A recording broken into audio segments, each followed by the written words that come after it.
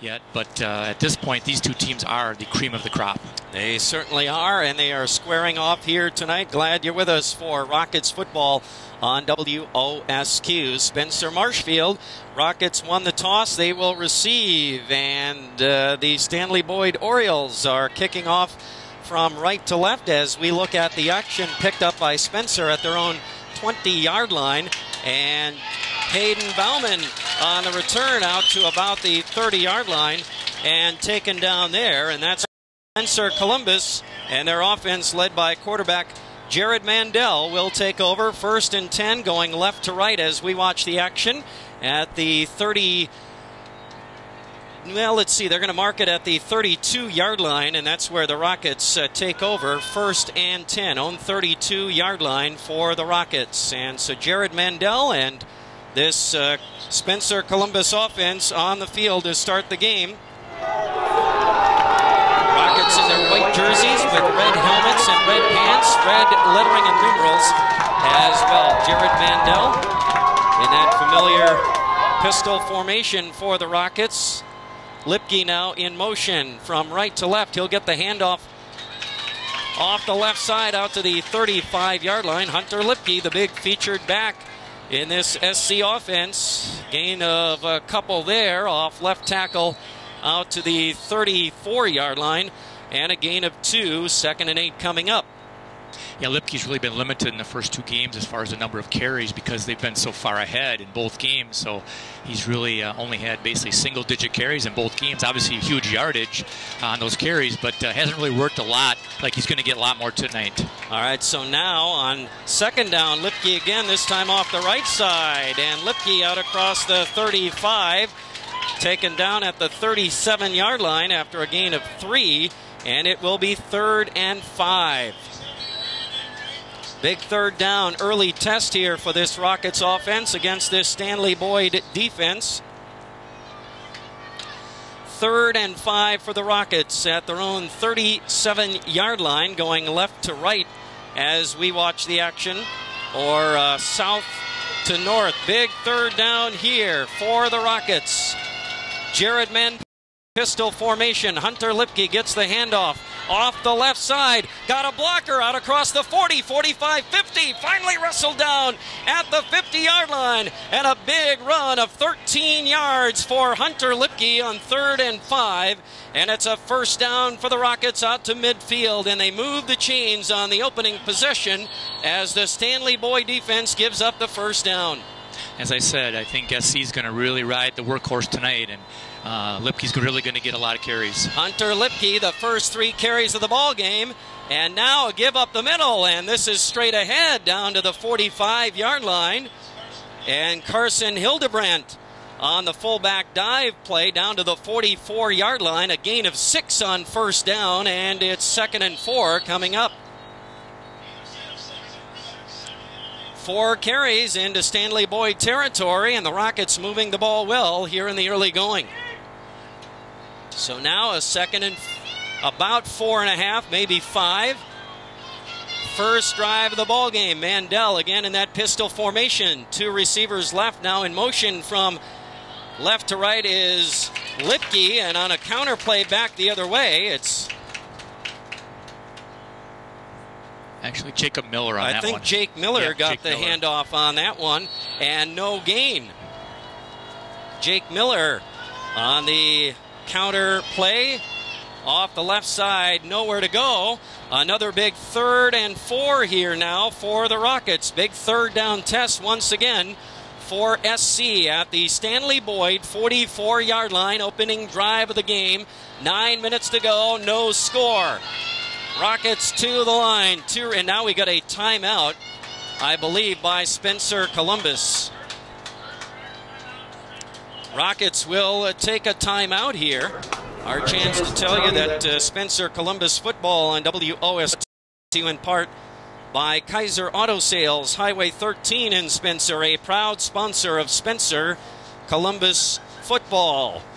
Rockets football also brought to you by the Sports Scene in Marshfield, Victory Apparel, the Sweats Oil Company of Blinker, Rice's Capital Carpet, Rigel Plumbing and Heating in Marshfield, and Brickner Motors in Little Chicago. Well, big third down test here once again, Todd, for this Rockets offense and the Stanley-Boyd defense. It is, and they're almost potentially in 4-down territory here, depending how close they get to the first down after the third down play. From the Stanley-Boyd 44-yard line, 3rd and 4, Mandel takes the snap, and Lipke tripped up in the backfield and taken down for a loss on the play, and a great play on that toss by Ben Turner. Ben Turner, the linebacker, came in and got Lipke in the backfield, and he will lose 4 yards on the play, setting up a 4th and about 8, or maybe 7, a loss of 3 on that play. Yeah, Ben Turner is by far their leading tackler for the Stanley-Boyd team.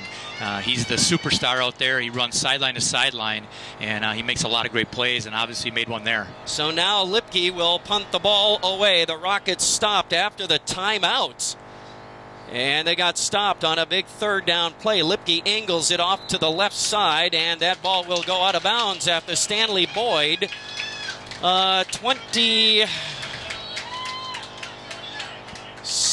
Let's see, where are they going to mark that out of bounds? At about the 20-yard line, and that's where Boyd will take over. 1st and 10, going right to left now, and Stanley-Boyd got a big stop defensively. Now they have the ball. Yeah, and Spencer Columbus didn't want to kick it anywhere near the return man there. It's Brandon Herrick. Yeah. He had an 86-yarder, I believe, for a touchdown last week on a punt return. So, yeah, you don't want him to touch the ball. All right, so now here's L.J. Schmelzer, their quarterback, in that spread formation. Rolling pocket to his left and taken down all the way back at the 10-yard line. Under heavy pressure, Schmelzer goes down. And who got in there? Was it Zernitz? It was Zernitz. Yep, Zernitz got the sack. Oh, Logan Zernitz all over Schmelzer. Nowhere to go, all the way back to the 10-yard line. A loss of 10, 2nd and 20. And Schmelzer right back to the line and hands it off, and nowhere to go on that play. And the give on that one was to Matt Nesterek, a senior tailback, and he goes nowhere. No gain on that play. And 3rd and 20. 3rd and 20. And now Schmelzer back to pass, under pressure, he'll go down again! Another quarterback sack by the Rockets, as Schmelzer has to eat it back at the 4-yard line, and the Stanley-Boyd offense goes backwards on their first 3 plays of the night. Nate Carroll with the sack, coming through untouched, and made the play.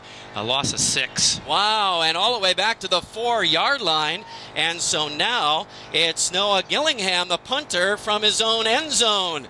And out to the 40-yard line of Stanley-Boyd. And it's going to be taken there by Hayden Bauman off the left side. Steered out of bounds inside the Stanley-Boyd 30-yard line, and the Rockets get the ball back with excellent field position, and 6:43 remaining in the ball game, or in the first quarter of the ball game here early on. The Rockets get a big stop and great field position. I'll tell you what, the Stanley-Boyd offensive line better get together, because they absolutely blocked no one on that series. Spencer Columbus just came through untouched, beating their men left and right to get 2 sacks for -16 yards on that drive. Wow, excellent start for the Rocket defense. Now Jared Mandel and the offense back to work. And straight ahead on first down for Carson Hildebrandt. And inside the 25 down to the 24-yard line, a gain of 2 on first down. 2nd and 8 coming up. 6.5 to go in the opening quarter. No score here at Stanley-Boyd, but the Rockets forcing a punt by Boyd deep in their own territory from their own end zone, and the Rockets start at the Stanley-Boyd 26-yard line. And now a 2nd and 8 from the 24. Hunter Lipke, right side, trying to get blockers, bowls his way, powers his way down to about the 21-yard line, make it a gain of 3, and setting up about a 3rd and 5 here coming up. The stop was made by number 60, Adam Buck. He had all he could do to hog tie Lipke, but he got him down. All right, so now from the right hash, going left to right are the Rockets. 3rd and 5. Boyd stopped their last third down attempt. Mandel in the pistol. Lipke in motion to the left. It's the give to Hildebrandt, though, off the left side. Carson inside the 15, or right at the 15. I think he's got enough for the first down, and he does. On 3rd and 5, Hildebrandt off left tackle. Gets 6 down to the 15, and a 1st and 10 for SC. Big first down run by Carson Hildebrandt. And now the Rockets are threatening here with 5:15 to go in the first quarter. Still no score, but SC on the move. From the Boyd 15-yard line, Mandel in the pistol. Receiver wide left. Hunter Lipke, wing left. Jake Miller off the right side. Mandel, counter play. Hunter Lipke up the middle, dives inside the 10 down to the 9, and a gain of 6. And now we have a penalty marker on the play. A very late penalty. And a personal foul against the Rockets. Was it a clip or a face mask or what? I think it was some sort of a late hit because Lipke was already down. And then the referee finally threw the flag into the middle of the pile. So I think it was some sort of a late hit. All right, so a gain of 6 for Lipke on that play. But the penalty, personal foul, moves it back to the 24-yard line. And it will be first down and 15. Now the officials want to get together and talk about something here. But the Rockets shooting themselves in the foot here. Mandel back to the line now.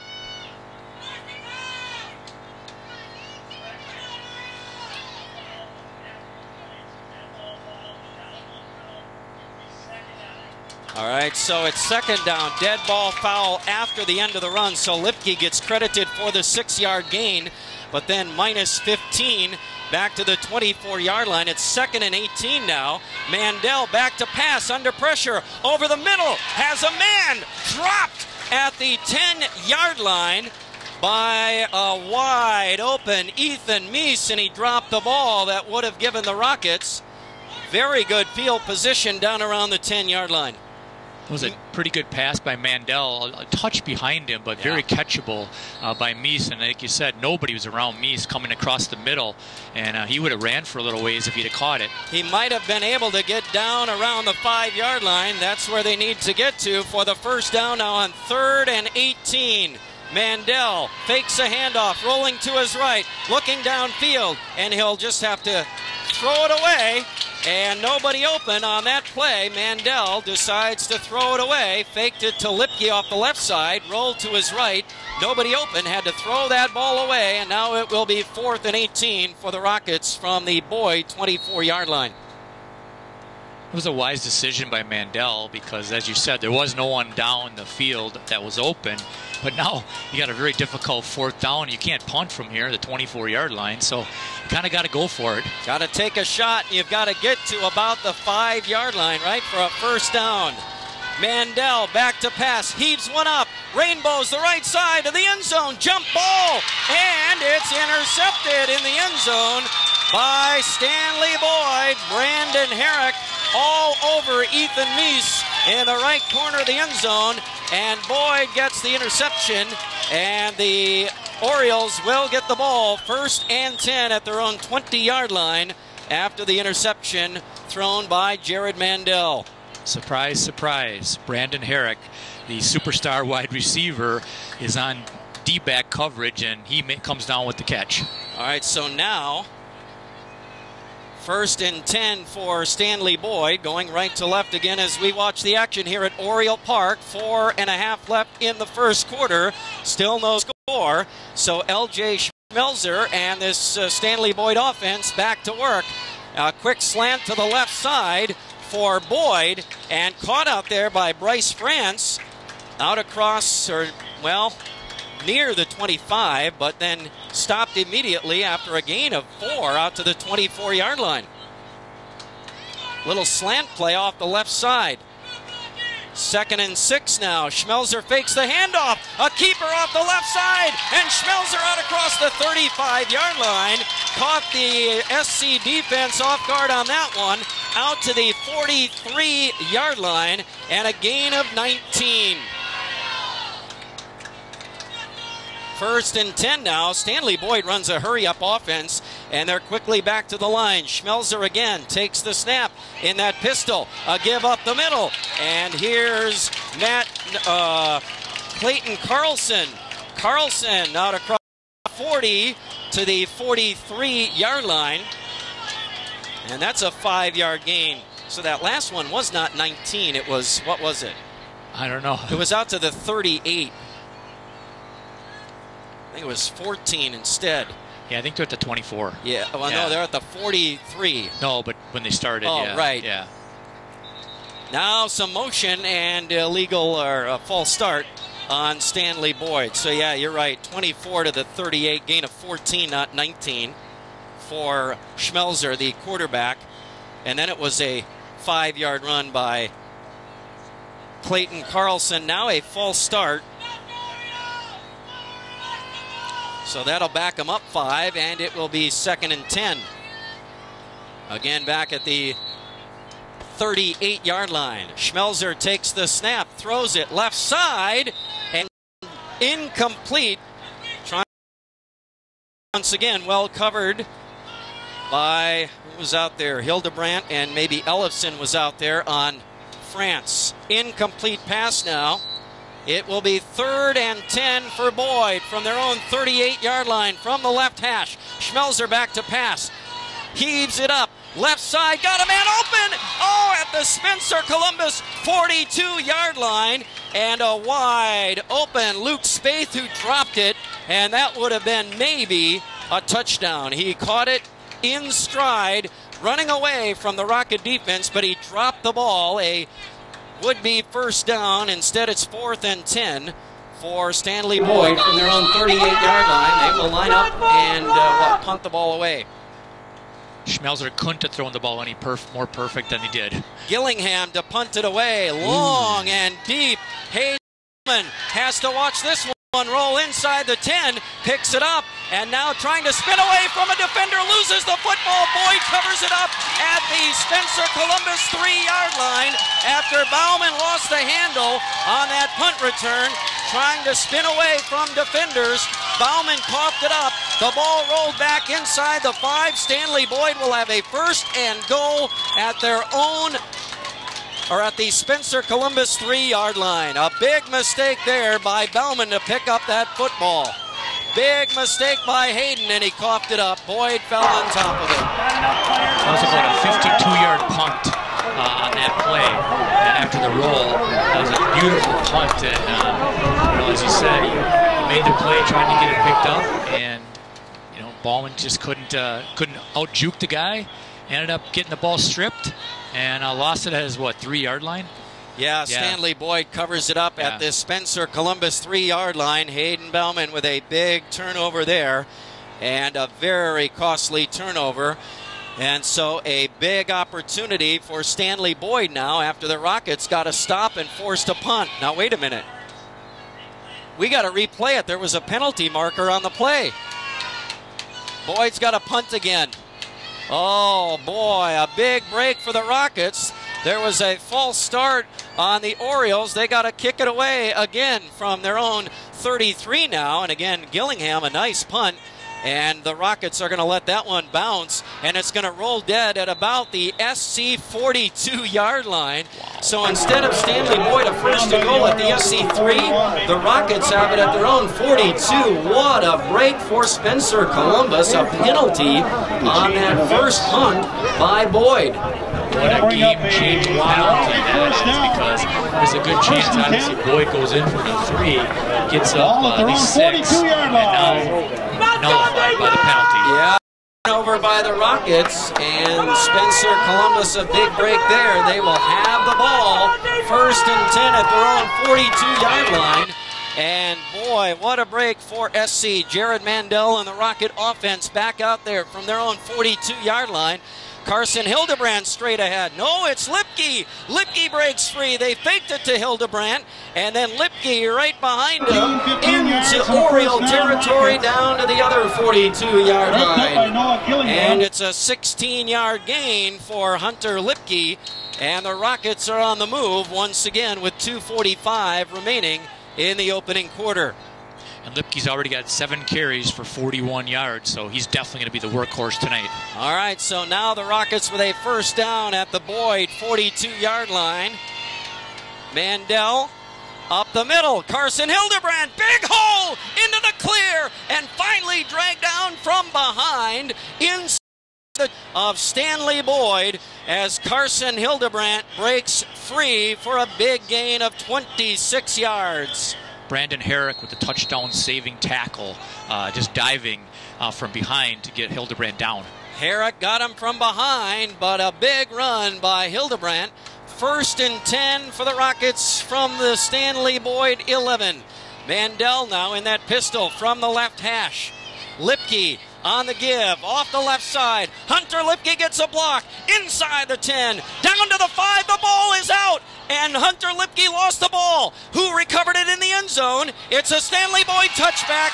They got the loose ball. Hunter Lipke coughed it up in the end zone as he was trying to power his way inside the 5-yard line, and Stanley-Boyd covers it up for a touchback. Wow. Another turnover, and this one is going to give the ball back to Boyd with 1:58 left in the first quarter. As we head toward the second quarter, the Rockets cough it up as they're knocking on the door. And that doesn't happen very often, but I saw Lipke. He was signaling to his coach that I was down. I was down. When I lost that ball, I was already down. But obviously there's no replay here like the NFL, so you can't replay it. But that's what he was kind of signaling to his coach. All right, so Hunter Lipke coughs it up. And the Stanley-Boyd Orioles get a break. And their offense back out there. Here's L.J. Schmelzer from his own 20-yard line back to pass. Rainbows the left side, and it's intercepted by Ellefson. No, almost intercepted. Almost picked off by Lucas Ellefson. And the Orioles were trying to get it to Colin Meyer down the left sideline. And Ellefson broke it up and almost picked it off. 2nd and 10 coming up. Schmelzer's definitely not afraid to take his shots. He'll throw the ball deep when he has the opportunity. And again, a fly pattern just basically down the left sideline. And played well by Lucas Ellefson. Schmelzer now on 2nd and 10, the inside handoff. And a gain of a couple yards there for Luke Spaeth. And Spaeth gets 2 on the play, setting up 3rd and 8. From the 22-yard line, 90 seconds to go in the quarter. Still no score here at Oriole Park between numbers 1 and 3 in the state in Division 5. Both teams at 2-0 coming into the game tonight. 3rd and 8, Schmelzer takes the snap, rolling to his left, now throwing, and got a man out at the 30-yard line, and complete. He got it to Noah Gillingham out to the 32-yard line. A gain of 11. Penalty marker at the end of the play. Gillingham caught the ball. Might have been a face mask at the end of the play, and there was. So the 11-yard throw to Gillingham plus the 5-yard face mask penalty, and that takes the ball out to the 37-yard line. That'll be a first down for Stanley-Boyd. Gain of 11 plus 5. Now 1st and 10 for Boyd at their own 37 with 1:09 left in the first quarter. Schmelzer from the left hash now. And movement up front. Somebody jumped off sides for the Rockets. And let's see if he was drawn off sides by a false start. With 1:04 left in the first quarter, it's going to be on the Rockets. Somebody jumped off sides. So add another 5-yard penalty. 10 yards in penalties. And now a 1st and 5 Now the ball at the 42-yard line. Schmelzer again in that pistol. Takes the snap straight back in the pocket. Quick slant left side. He's got Gillingham out across the 50. Noah Gillingham down to the SC 49-yard line. It's a gain of 9. And that will move the chains on 1st and 5. And it will be 1st and 10 at the Rockets' 49-yard line with under a minute to go in the quarter. Schmelzer quickly to the line. Turns and hands it off the left side, and a big hole, running hard, Ben Turner. Turner down to the SC 40-yard line, a 9-yard run, and 2nd and 1 coming up. Surprisingly, that's Turner's first carry of the game. Yeah, he's their big ground gainer. First time tonight he's had the ball. Now a 2nd and 1 at the 40-yard line. From the left hash once again, 2 receivers, 3 receivers right, 1 left. Single back behind Schmelzer in the pistol. Halfback option. He'll toss it out there left side. And Matt Nesterek nowhere to go. Hit behind the line. He lost a yard on the play. And it will be 3rd and about 3. He lost more than a yard. Lost a couple there. And they're going to spot the ball back at the, 42-yard line. He did lose a yard. That takes us to the end of quarter number 1 here at Oriole Park in Stanley-Boyd. Scoreless. Orioles on the move. They got a 3rd and 2 when we come back to Stanley-Boyd High School in just a moment. Ag Country Farm Credit Services has been serving agriculture and 30 seconds, one spot. Years. They offer a wide array of financial products, such as loans and leases for farm operations and real estate financing, rural home loans, crop insurance, tax preparation, much more. Contact your Marshfield Ag Country Farm Credit Services office in front of the mall on Central Avenue today. Be a lender and provider. Back here at Oriole Park, Spencer Columbus football tonight on Sports Radio 92.3 FM, WOSQ, Spencer Marshfield, and online at WOSQFM.com with Todd Schultz. I'm Mike Warren, Adam Burden producing our broadcast. Scoreless at 1, Todd. Interesting game so far. You can definitely tell there's a couple of heavyweights. I mean, they got some great athletes on both these teams, and you can see why they've been blowing out or at least winning their first 2 games for each of these programs, because this is a great matchup. All right, we start the second quarter. Stanley-Boyd with a 3rd and 3 from the Spencer Columbus 42. Schmelzer back to pass over the middle and knocked down, incomplete. 4th and 3 coming up. Schmelzer very fortunate there because he overthrew his tight end coming across the middle on about a 5-yard crossing pattern, and it went right to the SC guy, but he wasn't expecting it. Hit him right in the shoulder pad, and it just bounced off. All right, 4th and 3 now. The Rockets get a stop, and it looks like punt formation for Boyd. From the 50-yard line, Gillingham high, and it's going to bounce at the Rocket 15-yard line, downed by Turner at the 20-yard line. And the Rockets get the ball back right at the start of the second quarter, and no score, so the Rockets defense holds again. On that punt, after Bauer made that last fumble a few series back, Bauer's back there, but he's running totally away from the football now, and he's not going to field any more punts, it doesn't look like. Yeah, you're right about that. I don't know if that's a great strategy, but they're going to get a lot of rolls, but so far it hasn't hurt the SC Rockets with the roll. Jared Mandel in this SC offense back to work, going right to left, and on 1st down a give to Carson Hildebrandt off the left side. Carson, gain of about 3 out to the, gain of, 3 out to the 23-yard line. 2nd and 7 coming up.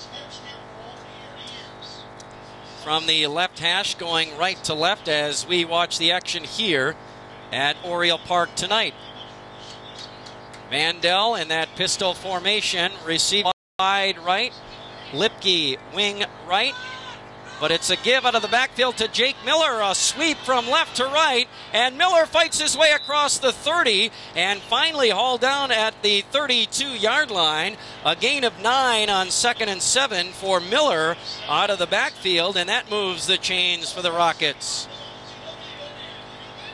Nice run by Jake Miller off the right side, and an SC first down at the 32 with 11 minutes to go in quarter number 2 here at Stanley-Boyd. Now from the right hash, Ellefson wide left. 2 receivers to the right.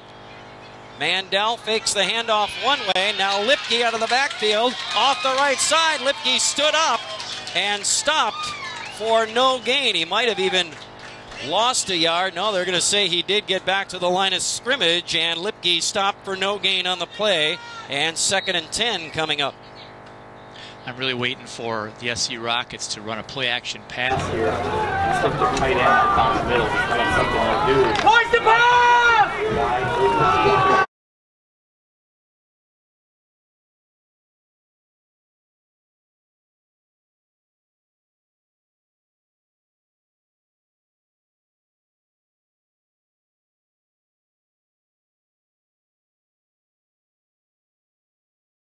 Couple, and that's it. Let's go, Ariel! So that will set up 3rd and 8 from the 34-yard line. Brandon Wright, Theo Quala, and others. Brandon Dirks.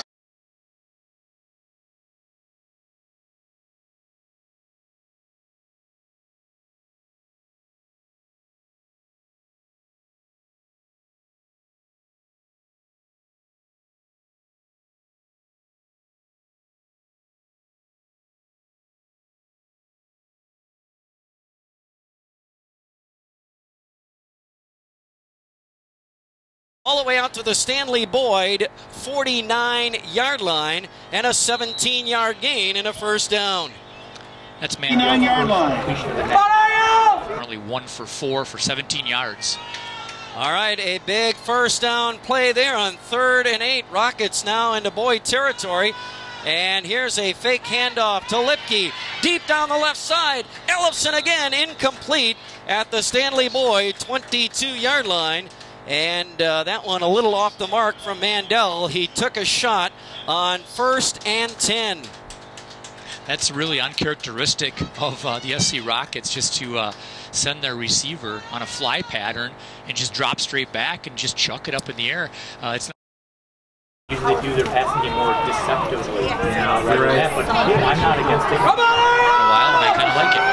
If you go back shoulder on that, maybe it's a good play. It is a 2nd and 10 now. Mandel straight back in the pocket, looking to throw again. Left side, Ellefson caught down around the 42-yard line. Going to be about a gain of 7 for Ellefson. Number 82. And a 3rd and 3 coming up. Gain of about 7 on the play. So nice throw again from Mandel to Ellefson, setting up a manageable 3rd and 3 from the Stanley-Boyd 42-yard line, 8:45 and counting. Second quarter, no score from Oriole Park. From the left hash, Mandel in the pistol. Lipke, wing left, now in motion to the right, gets the handoff off the right side. Lipke with a big hole, dives his way down to the 35-yard line, and on 3rd and 3, they will move. It's a gain of 7 for Lipke and a first down. So the Rockets putting a nice drive together here. This is the 9th play of the drive. The ball at the Boyd 35-yard line, 8:25 to go until halftime. Rockets on the move, right to left, as we watch the action here in Stanley-Boyd. Mandel back to pass, under pressure, gonna go down, back at the 40-yard line. A loss of 5 and a quarterback sack for the Orioles. Mandel faked it to Lipke and then had nowhere to go, and the pass protection breaks down. It will be 2nd and 15 for the Rockets. I believe Nesterik had the sack on that one, along with, Nesterik. He was the main sacker on that one. All right, 2nd and 15 now. And the give to Lipke off the right side. No, Mandel fakes it now, has to keep it, tries to run off the right side, trips his way inside the 40 to about the 39, a gain of a yard, and that's it. I'm not really sure what that play was going to be, if it was a broken play or there was just too much penetration, but Mandel's really not a runner in most cases, so I'm sure that was not the plan. Yeah, they faked it to Hildebrandt, And then Lipke on the counter from left to right. They faked it to him. Mandel then had nowhere to go. 3rd and 14. And the give up the middle is to Jake Miller. Jake Miller down to the 30-yard line. He'll pick up 9, and he'll be shy of the first down by about 5 yards. It will be 4th and 5. The Rockets hurry to the line, and Boyd forced to use a timeout here. They weren't ready for that. Spencer Columbus hurried to the line to run the 4th and 5 play, and Stanley-Boyd takes a timeout with 6:49 left in quarter number 2 in a scoreless contest so far here tonight. What have you seen between these two teams so far tonight, Todd? Well, definitely two different styles of play. You got Stanley-Boyd, who likes to throw the ball. I mean, they just want to throw the ball. That's their game. They want to hurry up the game, get as many plays as they can in, and try to score as quickly as possible. And then you got the SC Rockets, who'd rather pound it, grind you out, tire you out. By the 4th quarter, you're just panting, and you got your tongues down to the ground.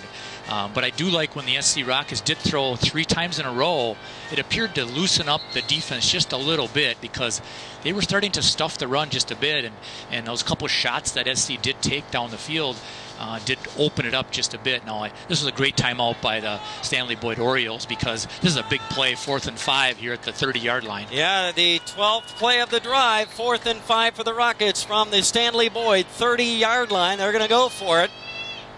Mandel in that pistol. Somebody moved early. And I think it's going to cost the Rockets 5 yards. Yep. False start against the Spencer Columbus Rockets after a timeout. Come on. Wow. Got to be better than that on 4th down after a timeout, and you get a false start penalty. And it's not what you want to have on film going into Monday or tomorrow. Now it's 4th and 10. Now 4th and 10. You're almost forced to pass here now. Yeah. So Boyd doesn't have to worry about quite as much about the run here. They can look at their pass just a bit more. Yeah, you're not going to punt it here either.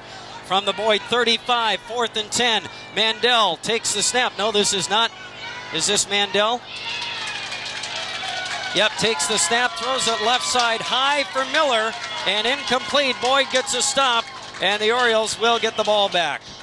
Incomplete pass by Mandel, and the Orioles will take over at their own 35-yard line with 6:45 left in the first half, and still no score. You know, that's something you see in high school quarterbacks, is Jared Mandel just locked on to Jacob Miller, and he was absolutely covered. He didn't look around to any of the other receivers, and he had 3 other receivers in the pattern, and he had pretty good protection, but he was bound and determined he was going to throw it to Miller, and he tried to zip it in there with a lot of heat on it, and he was just simply covered, and he actually overthrew him. All right, so L.J. Schmelzer, the Boyd quarterback, back to work from his own 35-yard line. Low snap, throws right side, and incomplete, and broken up by Ellefson. It looked like Ben Turner was going to haul that one in at the 45-yard up and knock that ball away. Great play by Ellefson, incomplete, 2nd and 10. That's a really tough pattern to complete. He had to throw that ball about 30 yards across the field for would have been about a 7-yard gain. 2nd and 10. Quick slant, dropped again across the 45. Had Ben Turner off the right side on a quick slant play, and Turner dropped it wide open. 3rd and 10. He had a lot of real estate after he caught that, and he was looking up before he got it. That's really what happened on that slant in the middle. So now a 3rd and 10 for the Orioles at their own 35. And they try the same play again. Quick slant right side. Turner again through his hands and incomplete. And 4th and 10. Well, that was a quick series. 3 and out on 3 pass plays. Yep, 3 pass plays, all incomplete, 3 and out. Orioles will kick it away with 6.5 to go. And they've left the Rockets a lot of time here before halftime. I think the Orioles might have found something there. That slant play was open both times. They just couldn't complete it. If he puts that on the mark, you're right. Some nice gains. Gillingham will punt it away now. This one going to bounce at the SC 34-yard line. Rolls back to the 21-yard line where the Orioles will down it. See, that's where you just have no confidence in your punt returner anymore, because Bauer is not even going toward the ball. He's just backing away and letting it bounce, and it rolled an extra 10, 15 yards after it hit.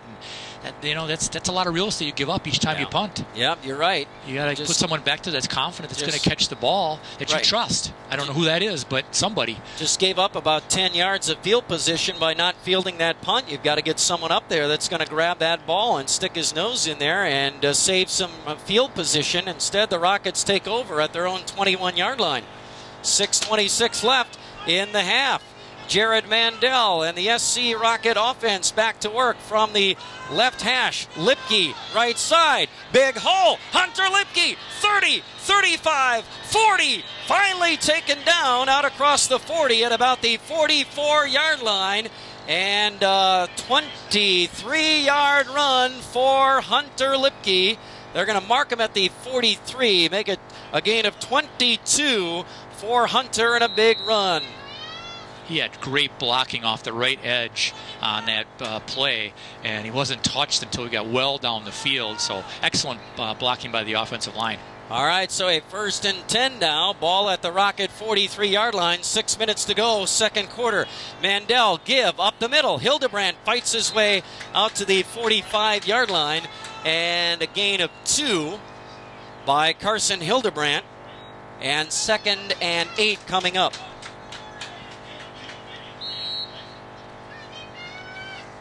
All right, 2nd and 8. 5:40 and counting here for the Rockets. Ball at the, well, they mark it at the, 46. All right, we'll give him 3 yards. 3-yard gain for Hildebrandt. Mandel now on a counter play off the left side. Is this Lipke again? Hunter Lipke in motion from right to left, out across midfield.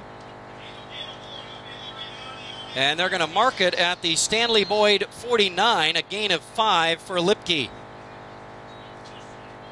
3rd and 3 for the Rockets at the Orioles 49-yard line. Big 3rd down here. Mandel.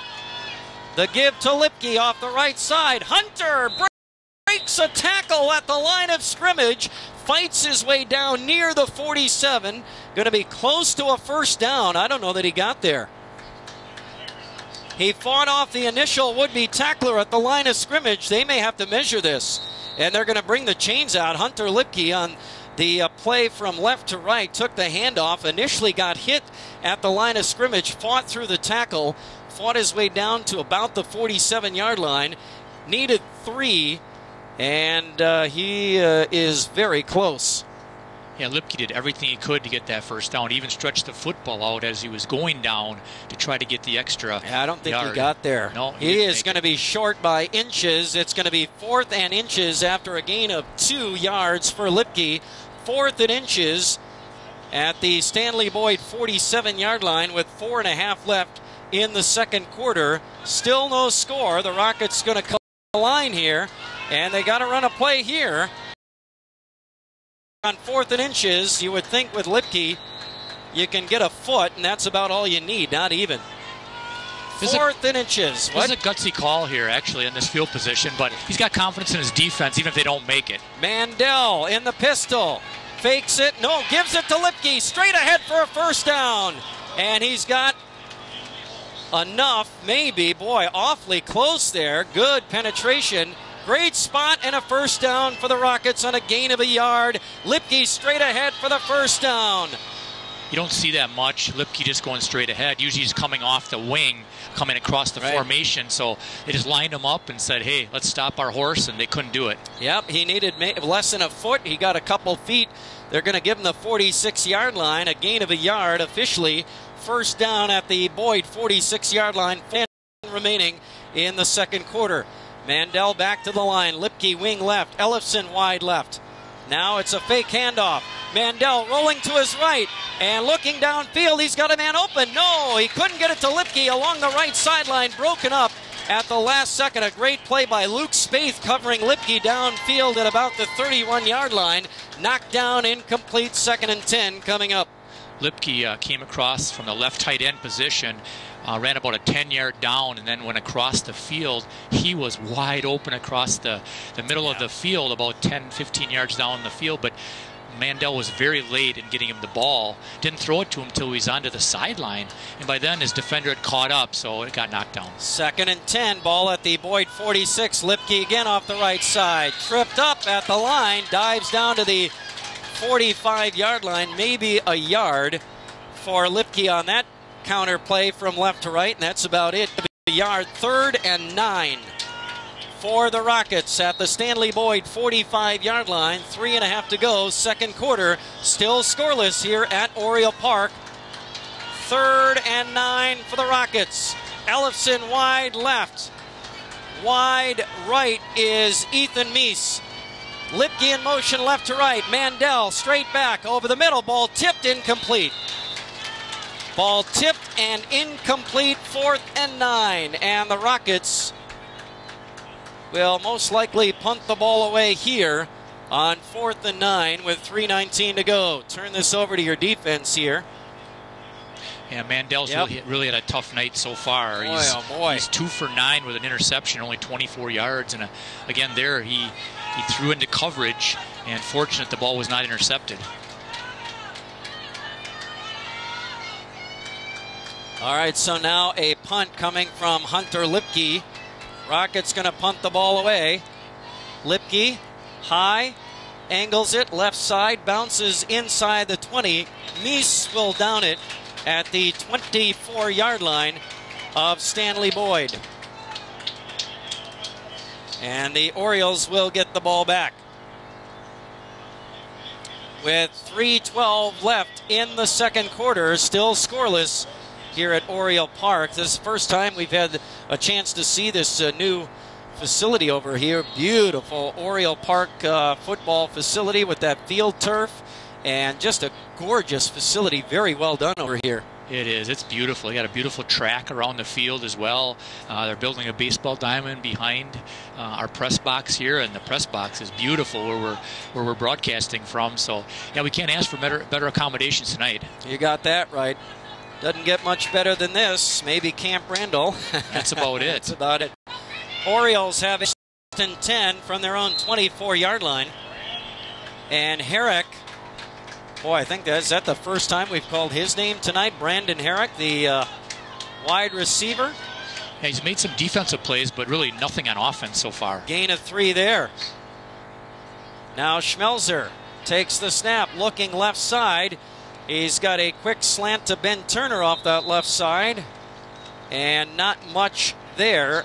Turner caught it, taken down after a gain of a yard. That's it. So 3rd and 6 coming up. Now 3rd and 5 they're going to call it after a gain of 2 by Ben Turner. 3rd and 5 from the Orioles' 29-yard line. Schmelzer takes the snap. Draw play. Hit as he got to the line of scrimmage. And a great play by Carson Hildebrand coming up to drill Schmelzer on the quarterback draw at about the 31-yard line. Maybe a yard or 2, and that's it. And a great stop by Hildebrand and the Rocket defense. It's 4th and 4 with 2 minutes to go until halftime. You can see Stanley-Boyd was playing a little conservative here based on having the ball at the 24-yard line and getting into halftime here. They didn't really want to open it up from that field position, and I think just want to get into half 0-0. So the Rockets, the clock is running. I'm not sure why. Finally, did the Rockets call a timeout? Second charge timeout to Stanley-Boyd at the half. Oh, Stanley-Boyd took the timeout. The Rockets, I think, were content with letting the clock run, and Stanley-Boyd took a timeout.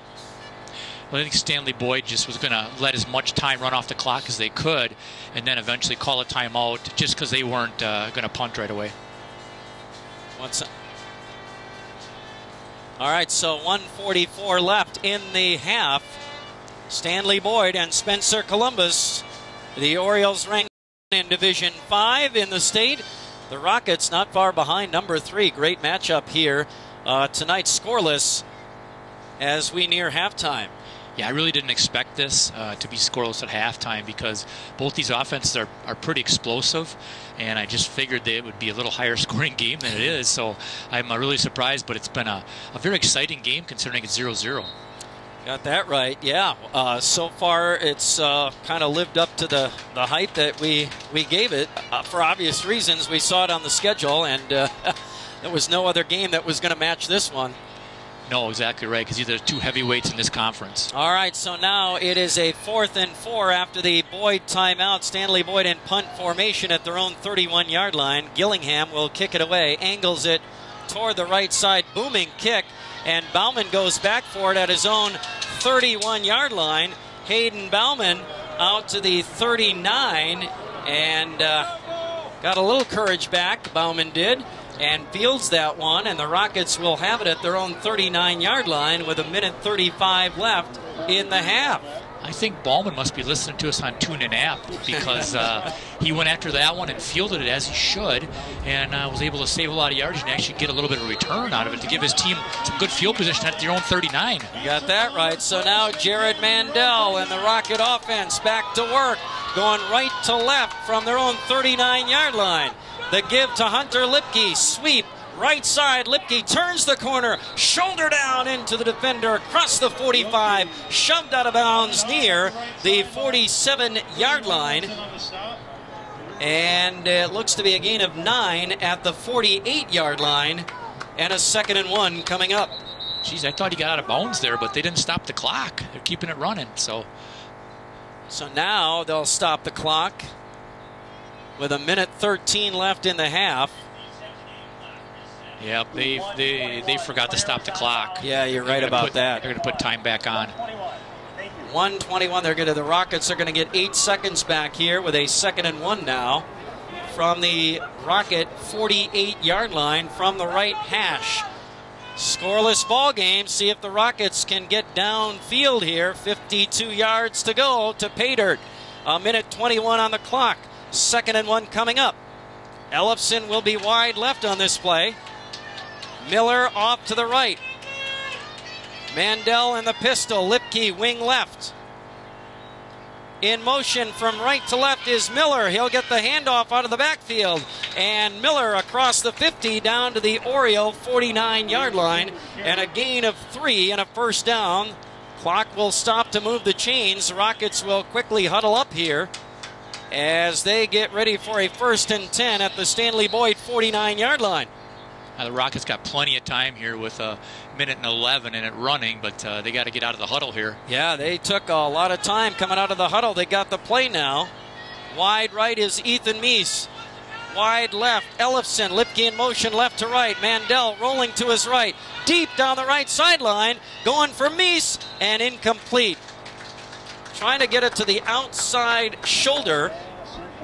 Meese had some room over there too. There was a defender in the area, but Mandel couldn't put it on him. That would have been complete inside the 25-yard line. Would have been a big gainer. I thought that Mandel was going to go to Jacob Miller on the under route. He was about 10 yards underneath where Ethan Meese was. He was the open receiver, but he went for the deep man to try to get the big play. Ellefson now wide right. Mandel in the pistol. Fakes the handoff. Counter play up the middle. Bauman breaks free. Bauman breaks a tackle at the 40. Foot race to the end zone. Bauman makes a man miss at the 10. Spun down inside the 10-yard line and flung out of bounds at the Stanley-Boyd 7-yard line with 43 seconds left in the half, and a big run for Hayden Bauman and a 1st and goal for the Rockets inside the Boyd 10. That was an awesome run by Bauman. Man, he broke about 3 tackles and continued to churn those legs to get down to the 7-yard line. A 42-yard gain for the Spencer Columbus Rockets. Hayden Bauman on a big run off the left side. Hit initially around the line of scrimmage. He broke a tackle near the line of scrimmage and then was off to the races down the left line. Bauman, they finally caught up with him inside the 10. Flung out of bounds at the 7 after a big run for Hayden Bauman. That was his first carry of the game. 42-yarder. making up for that fumble on that attempted punt return in the first quarter. Fortunately for him, it didn't. It didn't count. The almost fumble. Yeah, that's right. They had a false start. Boyd did. Bauman fumbled it inside the Boyd, or the SC 5-yard line. Stanley-Boyd thought they had first and goal at the Rocket 3, but on that punt, false start, they had to re-kick it after Bauman coughed it up. So a big run by Hayden Bauman. 39 seconds left in the half. It is a first and goal for the Rockets from the Boyd 7-yard line. Left hash. Mandel in the pistol. Lipke, wing right, gets the handoff off the left side. Lipke fighting his way near the 5, but stacked up at the 5-yard line. Good defense by Boyd. He gets a couple down to about the 5-yard line. Second and goal, they give him the 4-yard line. Here's Lipke again off the left side. Lipke smashes his way near the goal line. Lipke down at the 1 after a gain of 3.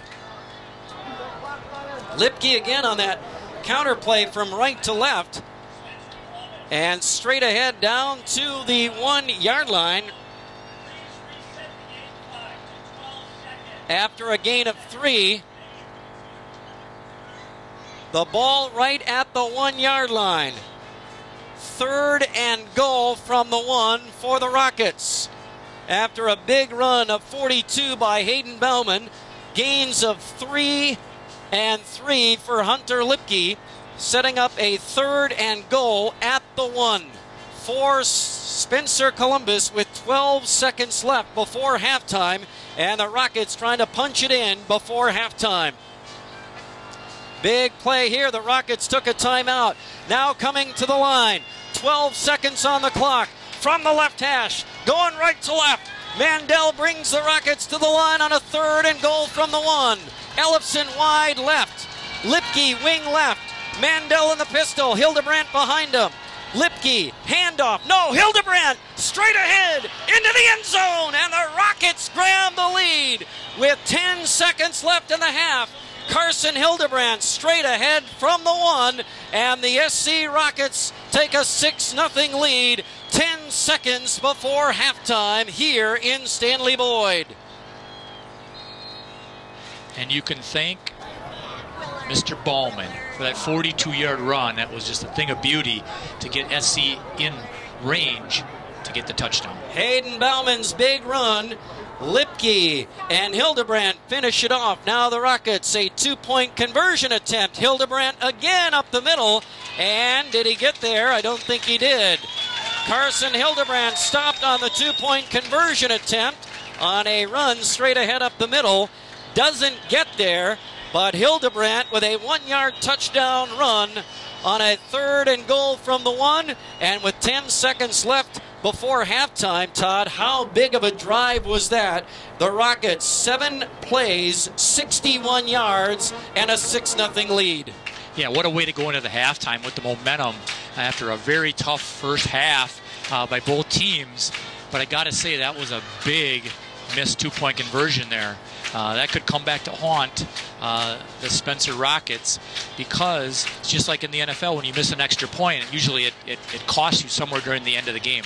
All right, so a big touchdown right before halftime for the SC Rockets, and they grab a 6-0 lead with 10 seconds left before the halftime break. Spencer Columbus football brought to you in part by Kaiser Auto Sales, Highway 13 in Spencer, now a proud sponsor of Spencer Columbus football. Rocket football also brought to you in part tonight by Bill's Service Center, Highway 97, Stratford, by the Marshfield Columbus Booster Club, by Egg Country Farm Credit Services, by the Rose Bowl on North Central Avenue in Marshfield, by the Dental Clinic of Marshfield, and by Security Health. Rockets now will kick off right to left here with 10 seconds to go. Down the middle of the field, and ball loose. And Stanley-Boyd covers it up at their own 26-yard line. Boy, that ball was touched if the Rockets can get down there and get on top of it, they have great field position with 8 seconds left, but Stanley-Boyd retains possession there after that almost muffed kickoff. Yeah, that could have gave the SC Rockets a chance to throw something in the end zone from about the 27-yard line. Well, Stanley-Boyd will have a 1st and 10 from their own 27-yard line with 8 seconds to go. Don't count these guys out. You've got to play prevent defense here, right? Yeah, Schmelzer you never know what they'll do. And now I think the Rockets called a timeout right before the snap. See, they weren't ready. They didn't have their prevent defense in there. They thought they're just going to kneel on it. And when they didn't, aren't going to kneel on it, doesn't appear. Like I said, with Schmelzer and this high-powered offense, you've got to be ready for anything. They'll take a shot here, Schmelzer, and they've got Brandon Herrick, the big wide receiver, 6 feet, 165 pounds, and he's done a lot of damage in the first 2 weeks here this season so far. He doesn't have a catch tonight, and they really haven't targeted him at all. Yeah, you're right. They haven't gone to him at all, so I don't know. I think the SC Rockets have been doubling him. They've been rolling a safety his way most of the night, but still, you got to get the ball to your premier receiver. You got that right. They have not gotten Herrick the ball yet tonight. So 1st and 10 for Stanley-Boyd from their own 27-yard line. 6 seconds on the clock, and now I think we lost a couple of seconds somewhere. It was 8. They're going to have to put a couple of seconds back on. There's been quite a few timing issues tonight with the scorekeeper. They've had to put a lot of seconds back on, it seems, throughout the game. All right, now with 8 seconds on the clock, Schmelzer takes the snap. And slant play over the middle. He's got his man at the 45-yard line. Spinning away is Colin Meyer. Meyer across the 50. Finally wrapped up as time expires at the SC 48-yard line.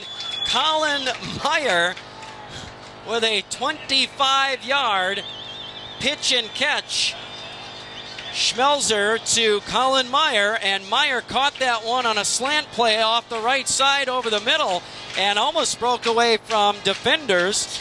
Ran it all the way into Rocket territory before he was tracked down by Nate Caro to end the half. A little excitement there by the Orioles to end the second quarter. But that's basically what you said. A prevent defense does. Yeah. Lets you make a catch, but they're not going to let you take it all the way to the house. And SC had plenty of guys waiting for him once he caught it. So it was exciting, but yeah, he wasn't going to make her all the way. Very exciting first half, and Spencer Columbus on a 1-yard touchdown run by Carson Hildebrandt with 10 seconds left in the second quarter, giving the SC Rockets a 6-0 lead here at the halftime break. Very entertaining game so far, even though we've got the low score. Definitely the best game we've done this year. Very, very good game. And like you said, it's living up to the hype that has been going throughout the week for this matchup. And really a great game to watch or to listen to because, again, 2 of the best teams in this conference. All right, so the SC Rockets with a 6-0 lead here at halftime at Oriole Park in Stanley-Boyd. Spencer Columbus football tonight on Sports Radio 92.3 FM, WOSQ, Spencer Marshfield, and online at WOSQFM.com. Can also find us on the TuneIn radio app and streaming pictures live too, right? What's that? All right, thank you. I wasn't sure where we were at. FocusOnMarshfield.com. Those guys are here as well, bringing you the pictures if you're logging on online as well. 6-0. Rockets have the halftime lead. And stay with us, our halftime report following these messages. It's football season, and we're ready to get ready for the new season and the sports scene inside the market. What do you want to do here? Including jerseys, sweat. Well, the report's 10.5. Do you want to do 90? Yeah, we can do, yeah, sure. You want to go 90 and 90? Yeah, let's do that. Okay, that'll be about 13.5. Okay, thanks. So about 15 after. Okay. All right. If we gotta cut it short.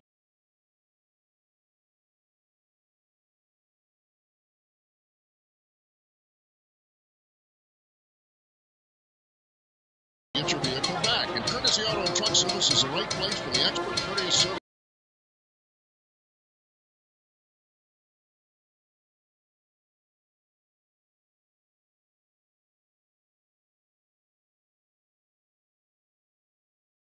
On the school buildings of high school teams we cover here on radio, you will probably see one of those familiar green dumpsters with a big letter A on the side of it. And in return for your patronage, Advanced Disposal in Marshfield is proud to bring the sports coverage of your sons and daughters to your family, friends, and everyone around Central Wisconsin. It's that kind of support for area community events and organizations that sets Advanced Disposal apart. So enjoy the games, a cleaner environment, and a better Central Wisconsin. Thanks to Advanced Disposal in Marshfield. You see it on the pages of your local newspaper, a ballot measure for a new stadium, purchase of land, the moving in and out of people, all of the things we associate with modern stadium construction. But if you wind the clock back a number of years, many of these things happened in a major sense for the first time. When Dodger Stadium was constructed in Los Angeles, it changed a lot of this, and it also had a tremendous social influence, economic influence on how the city of Los Angeles developed. It is a fascinating story, and that story is available for your consumption and enjoyment in a book called City of Dreams, Dodger Stadium and the Birth of Modern Los Angeles, and we're going to visit with the author of that book. He is a professor of history at Lawrence University in Appleton, Wisconsin, beautiful Appleton, and we're going to visit with Gerald Padare, who joins us from school, and a pleasure. Gerald, what a fascinating book. You are a baseball fan and a person who loves it. How did you tie into this story? How did it capture your imagination? Well, Bill, I'm a native New Yorker, and so I'm well aware of the story of the Brooklyn Dodgers moving to Los Angeles, and I originally set out a book about that move and about Walter O'Malley. But once I started in the Los Angeles portion of the story, what happened to the Dodgers after they got to Los Angeles, which really hasn't been written about very much. The Brooklyn side of the story has been written about a lot. I became fascinated with that story because the legend or the myth is that, well, when Walter O'Malley and the Dodgers got to Los Angeles, everything was easy for them. They built the stadium, it was fine, and there were no problems, smooth sailing. But what I found out when I started my research is it was the exact opposite. Their time in Los Angeles trying to build that stadium was incredibly difficult and incredibly fractured. And it seemed to basically divide the city of Los Angeles in half.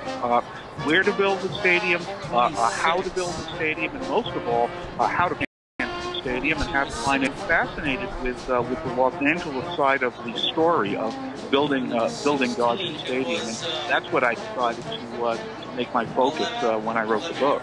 Those of us who listened to baseball broadcasts in the early days of Dodger Stadium, when both the Dodgers and Angels played in it, National League broadcasters referred to it as Dodger Stadium. American League broadcasters referred to it as Chavez Ravine. And for most of us, that's the first time we had ever heard of Chavez Ravine. And yet it played a key part in this.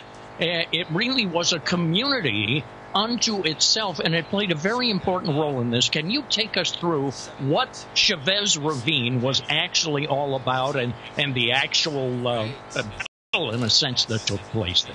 Oh, yeah, absolutely, Bill. Chavez Ravine was a traditional Mexican-American community in the basically the first half of the 20th century that I always called hidden in plain sight because it was about south downtown Los Angeles. I'm looking right now on my bulletin board at a picture of Dodger Stadium, downtown Los Angeles, in the background, and you could pretty much walk from Dodger Stadium to downtown Los Angeles. That's how close the community was to downtown Los Angeles. But very little attention was being paid to it until in the around 1949, 1950. They decided to build a public housing project at Chavez Ravine, and they evicted most of the residents of this very traditional Mexican-American community. But then, for various reasons, they decided not to build a housing project, and the land just lay there for a couple of years until they decided in 1957, this will be the place where the new Dodger Stadium will be built. There was still a number of families who had refused to leave and were on the land. And what happened was, in 1959, they were removed forcibly from Chavez Ravine in an incident that still resonates in the Los Angeles Latino community, what's known as the Battle of Chavez Ravine, and they were forcibly removed so that the stadium was built. So it was built with a tremendous amount of civic controversy, but it was also built with racial controversy. Now, the city of Los Angeles and not the Dodgers were the actual evictors here, but the way life goes, it's the Dodgers who have been associated with the evictions of Chavez Ravine, even though they didn't directly carry them out. But it's interesting because the Latino community in Los Angeles, as it turns out, I think have been the most loyal Dodger fans. I mean, when fair weather fans come and go, the Latino community in Los Angeles sticks with the Dodgers. So it's sort of a two-edged sword with Latinos in Los Angeles. They're still bitter over the evictions into the East. They're also Adam? still really good Dodger fans. So yep. Are the levels okay? Yeah, everything's good. All right. Is there enough crowd? Yeah, I definitely can pick up a nice amount of it. Not too much, but not too little either. Yeah. Okay. You don't need any of that. No, I would leave everything where it's at. Okay. All right. I got the board and the computer and everything at my feet on the floor. That's the best way because there's not a lot of counter space. So. Okay, makes sense. Easy to kick something. Yeah, I know. That's why I'm worried. That's why I'm asking if everything's still okay. Chicago has, or New York has, other cities have. As usual, if you get any scores, let me know. Yep, will do. Just as a heads up, too, he doesn't have a close in here for our game tonight, and I went back in his office and looked on his computer, and it wasn't in there either, so I don't know what the deal is with that. All right. Well, I guess we won't worry about it. I'll try to do something and then just say, stay tuned for, what is it, Football Friday Night? Is that what that's called? Yep, that's what it's called, and then I have like that 12-second join soundbite thing I can play then, and it'll decent. Yeah, I could do something, and then maybe if you have a spot or something, you could play that, and then go to Gene's thing. Yeah, exactly. However, we'll figure something out there when it gets to that time. Yeah. All right. So we're going to do a, 90 here after this, or you want to do a minute, or what? We can do a 90 after our good friend Bill Hazen here. I thought that was him. Yeah, he came on about the old days when Dodger Stadium was built. Are you kidding me? Nope. Wow. I swear it was about architectural renderings of when they built Dodger Stadium in Chavez Ravine. God. Are you kidding me? Gene's got an during interview. Our huge matchup of the week here of high school football.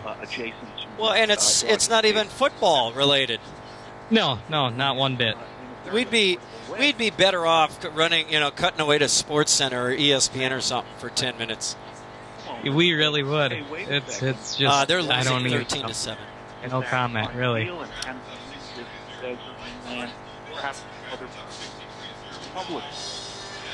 they objected for a lot of in Los Angeles in the 1950s. Something we somewhat remember about Los Angeles it was the most populous in the United States. It was all right. We'll stand by here. Migrants from the Midwest. Was that a halftime score? We got 80 seconds left. Oh my God. They would come out and serve. Wow. I thought that said Spencer.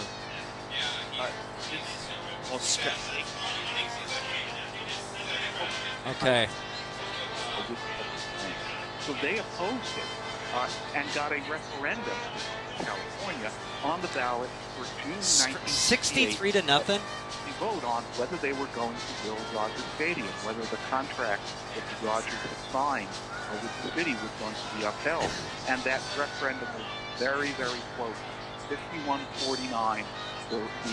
The stadium contract was upheld by about 25,000 votes out of almost 700,000. So it was a very, very near thing. And the vote against the stadium contract largely came from middle class. Oh my gosh. Areas, like the San Fernando Valley. That's Bill Hazen speaking with Lawrence University professor Gerald Podair on the move of the Brooklyn Dodgers to Los Angeles and their reception in Los Angeles back in 1958. We'll return to Stanley-Boyd High School and more Clover Belt Conference football with Mike Warren and Todd Schultz following these messages. 90 seconds. Kaiser Auto Sales in Spencer is celebrating their 41st anniversary in the auto sales business. That alone says a lot. When you come into Kaiser Auto Sales, Randy says the deal will speak for itself, always paying top dollar on trade-ins. If you find a Badger score, Adam, pass that along too. Okay, we'll do. All right. I'll see what I forgot about that. Spencer Athletics. Victory Apparel of Marshfield is the place to go for all your hometown team apparel. New fall styles are arriving daily for every high school team in the area, as well as your favorite college team. New NCAA team apparel in stock now. Victory Apparel, just south of the tracks on Central in Marshfield. Your official fanwear store for high school and NCAA team apparel. Plus custom screen printing and embroidery for schools, organizations, and businesses. Pizza, pizza, pizza. If you like pizza, then you need to try Sweat's Country Corner Mart in Blinker, offering homemade pizzas just the way you like them. They'll bake them, or you can take the pizza home and make it yourself. Another great service from Sweat's Country Corner Mart just off the new Highway 10 in Blinker. Everyone loves pizzas, and you'll love pizzas from Sweat's Deli. Fresh baked pizzas made daily and made to order. Call ahead 652-2404. 24-hour gas service too. Sweat's Country Corner Mart just off the new Highway 10 in Blinker. 0-0. All right, back here at Stanley-Boyd High School, Oriole Park, and Spencer Columbus football on Sports Radio 92.3 FM, WOSQ, Spencer Marshfield, and online at WOSQFM.com. Also, video at FocusOnMarshfield.com. 6-0, Spencer Columbus with a halftime lead alongside Todd Schultz. I'm Mike Warren. Adam Burton producing our broadcast here tonight. A couple of other quick scoring updates. Marshfield trailing Hortonville 13-7 at half. Stratford leading Shawamigan 70-0 at the halftime break. So Cal, take us now in at quarterback. And also, who else could they put in there? Wow, 70. That's in the first half. It was 63-0 with 7 minutes to go in the second quarter. Now it's 70-0 Stratford over Shawamigan at the halftime break. Also, Badgers and Utah State scoreless with 8.5 remaining in the first quarter at Camp Randall Stadium. And again, 6-0 Spencer Columbus halftime lead over the Orioles. Our halftime stats brought to you by Egg Country Farm Credit Services. Todd Schultz, halftime numbers here between Spencer Columbus and Stanley-Boyd tonight. Yeah, it's kind of unique because the score's only 6-0, but the SC Rockets have definitely dominated these statistical categories.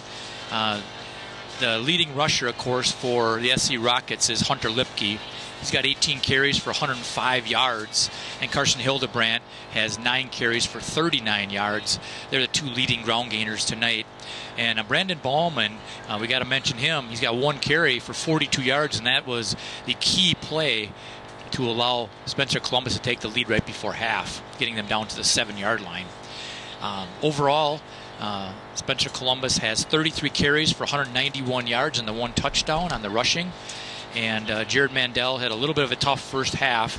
He's 2 for 10 for 24 yards and 1 interception. And hopefully he'll bounce back in the second half here because they're going to need him for a total of 215 yards of total offense for the SC Rockets.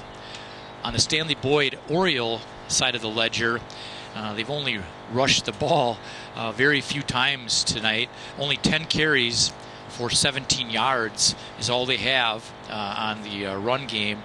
And on the passing side of the ledger, L.J. Schmelzer is 5 for 12 for 52 yards. So overall, they only have 69 yards of total offense in the Orioles for the first half. So again, 215 yards for the SC Rockets and only 69 yards for the Stanley-Boyd Orioles. So you got to give that Stanley-Boyd defense some credit. They've bent, but they haven't broke, except for the one time right before half to keep their team in it at 6-0. All right, our halftime stats brought to you tonight by Ag Country Farm Credit Services, supporting agriculture and rural communities. Third quarter action underway now, and an onside kick attempt by the Rockets, kicking right to left and almost covered up by the Rockets at the Stanley-Boyd 45-yard line. But Stanley-Boyd, Colin Meyer, I believe, no, that was Bryce France able to get on top of that one, as the Orioles were almost caught off guard by that onside kick, was it? What was that? Or was it just a bad kick? I don't think it was an onside kick. I think Lipke actually kind of missed the ball and kicked it way too high and just kind of floated forward right at one of the Stanley-Boyd players, and he wasn't ready for it, but luckily he got on it for them. So now, as the third quarter starts, Stanley-Boyd from their own 45-yard line on first down. Hard running up the middle by Matt Nesterek across the 50 down to the Rocket 48-yard line. And a 7-yard gain. 2nd and 3 now for L.J. Schmelzer and the Stanley-Boyd offense. Going left to right, toss left side, and getting the left corner, Colin Meyer off the left edge, inside the 45 down to the 40-yard line. A 7-yard gain for Meyer on a toss to the side. 2 runs. The Orioles in hurry-up mode here. Quickly back to the line on a 1st and 10. Schmelzer fakes a handoff. Nope, gives it up the middle to Nesterek again, down to the 36-yard line, a 4-yard gain, and a 2nd and 6. And Stanley-Boyd on the move, going left to right as we open up the third quarter. 4th play of the drive from the Rockets' 36-yard line. Schmelzer in that pistol formation. Fakes the handoff, runs off the right side. Schmelzer in the open, running to the end zone, and the Rocket defense caught off guard by that one, and Schmelzer with a 36-yard touchdown run, and the Orioles have tied the game. 4 plays, 55 yards. L.J. Schmelzer on a 36-yard touchdown run, and the Rocket defense caught napping on that one. They were not ready for that play at all, and the Boyd Orioles have tied the game. Well, that's what we talked at halftime off the air, that we both felt that the Stanley-Boyd team needed to run the ball a little bit more. They'd only really run it, 7 times in the first half, and you got to keep the defense honest by at least running the ball a little bit more than that, and that's what they did here in the start of the second half. They certainly did, and the PAT is up and good, and the Orioles, with that point after, grab a 7-6 lead.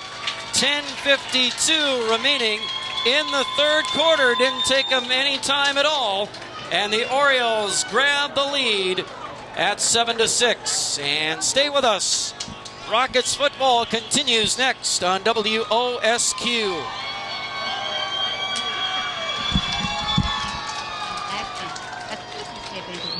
We are an ag bank at all times. 30 seconds, one spot. Of our farmers. That commitment to agriculture has been our way of life for 105 years. Why we are involved in a number of farm organizations, why we have expanded our ag staff, and why we will be here for this generation and the future generations on your family's farm. Citizen State Bank of Loyal, Granton, Neillsville, Spencer, and Marshfield. We finance Wisconsin's agriculture. All right, 4 plays, 55 yards. A minute 8 seconds, and the Orioles have grabbed a 7-6 lead. And just like that, the Rockets are trailing early third quarter.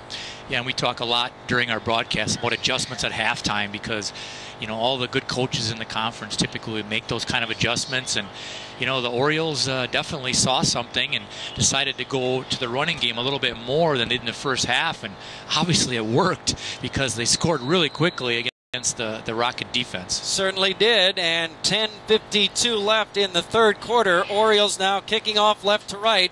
Penalty marker as the kickoff goes out of bounds at the Rocket 20-yard line. That's a big mistake. Yeah, it really is. The Rockets will get the ball at the 40, right? Yep, 40-yard line, I believe. Wow, that's going to cost them 20 yards on a kickoff out of bounds. No, the 35.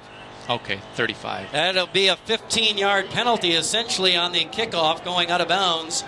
And a huge mistake by the Orioles kicking that ball out of bounds. And so... they're going to be a re-kick here. Are they going to do it again? Yeah, I don't know what, but they're getting a re-kick. All right. Not sure why. Me neither. All right, so the Orioles will re-kick it now from their own, still at the 35-yard line. And I think it's Brandon Herrick that does the kicking as well. So a re-kick now for the Orioles. Kicking off left to right. I'm not sure why. I'm thinking the Rockets took the penalty and decided to make them kick it again, thinking they could do better. All right, ball picked up by the Rockets at their own 20-yard line. And a return out across the 30 to about the 32 or 3-yard line.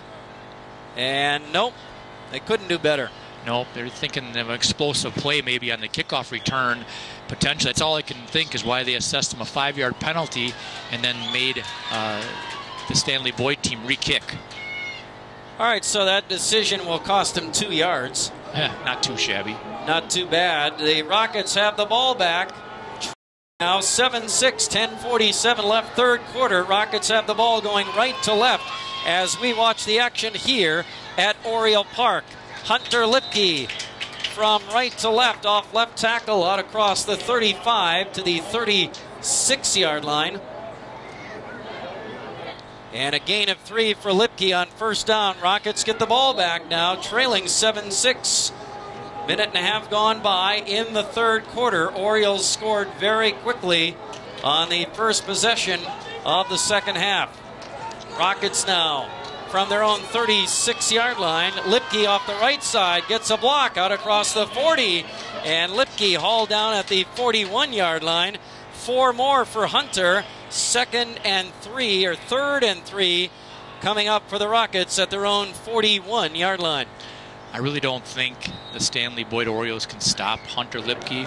If they run him 4 times in a row, I just don't think they can stop him for less than 10 yards. All right. He's just so big and so strong, and that offensive line is really firing out, and it definitely has a size difference over the Stanley-Boyd team that it's just he's just such a big load. Lipke again on 3rd and 2. Big hole off the right side. Lipke into the clear. Breaking tackles inside the 45-yard line. Down to the Stanley-Boyd 41-yard line.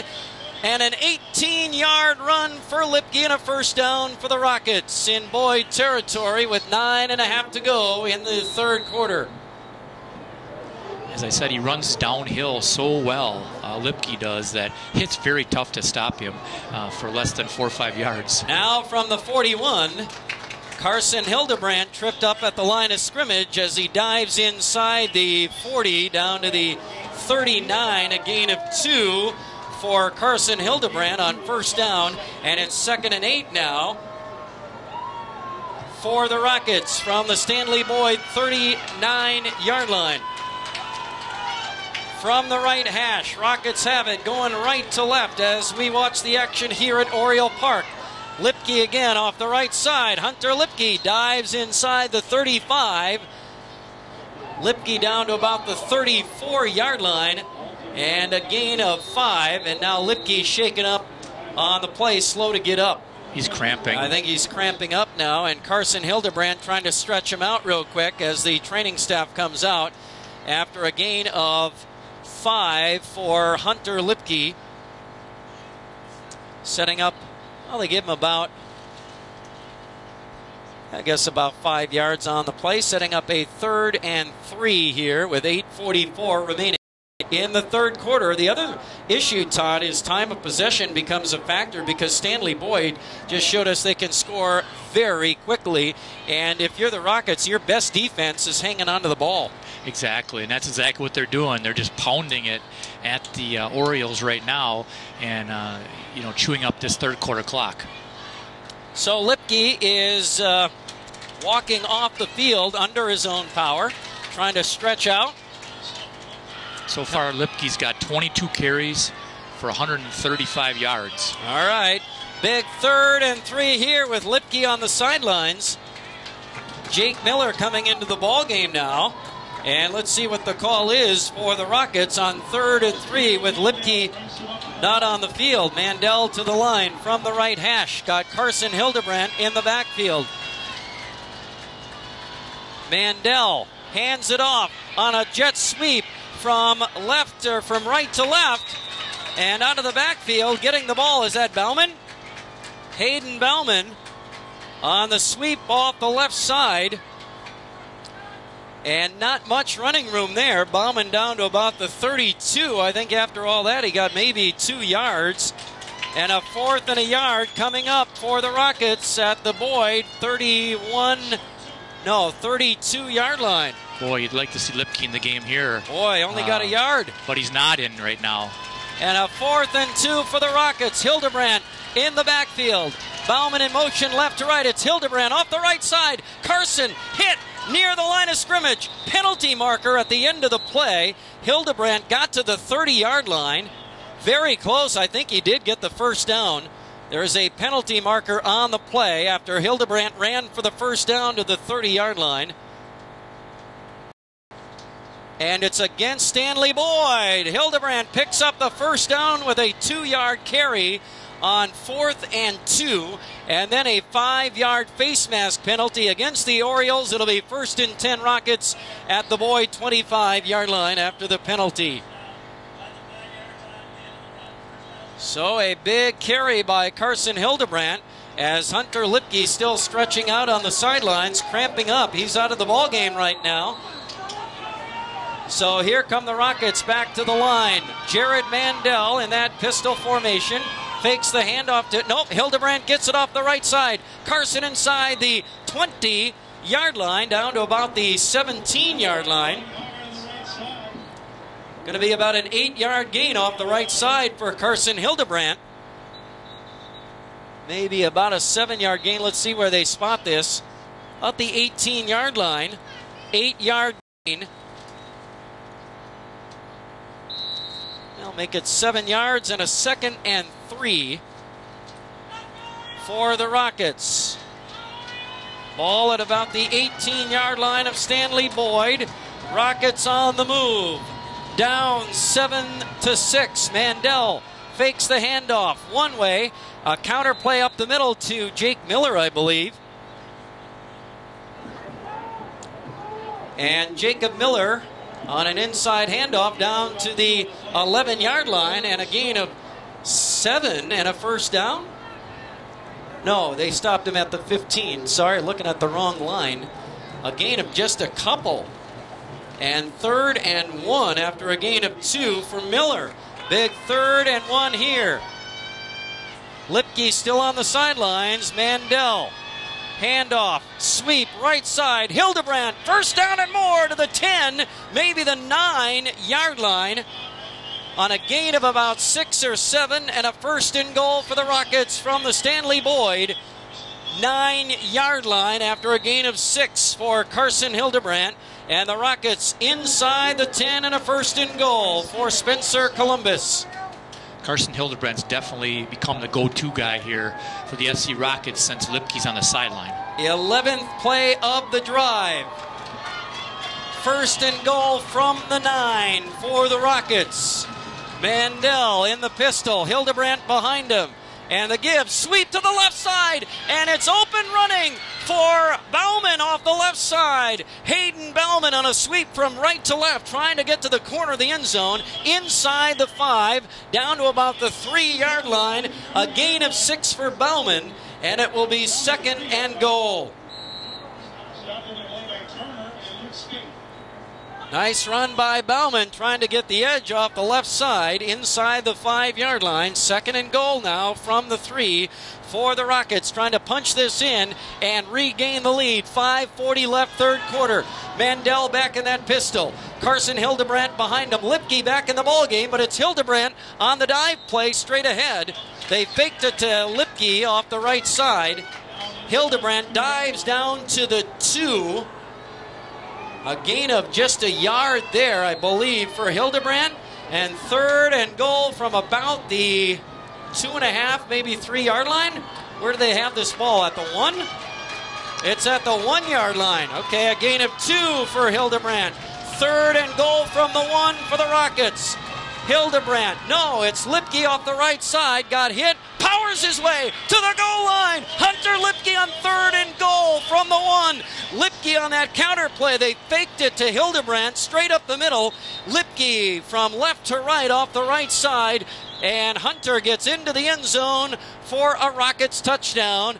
And Spencer Columbus back in front, now leading 12-7 with 5 to go in the 3rd quarter. That was an excellent statement drive by the SC Rockets. Yep. To say, hey, you scored on us quickly. We're just going to punch it, and we're just going to take it at you. No pass attempts at all on that drive. Just basically running it between 3 or 4 different running backs. Even with Lipke going out, they were still able to sustain the drive with other excellent backs that they have, and the offensive line doing a superb job of making holes for those running backs. Yeah, nearly 6 minutes consumed on the drive. 13 plays, 67 yards, and an SC touchdown by Hunter Lipke from a yard out on 3rd and goal from the 1. The Rockets punch it in to end the long drive and regain the lead. Now 12-7 with 5 minutes to go in the 3rd quarter. There was an injured Stanley-Boyd player on the touchdown run. He is being tended to in the end zone now before the Rockets can attempt the 2-point conversion here. And this player is being looked at by medical personnel. And so there is an injury timeout here with 5 minutes left in the 3rd quarter. And the Rockets back on top, 12-7 pending the either 2-point conversion attempt or the PAT attempt. We forgot to pass along a couple of halftime scores.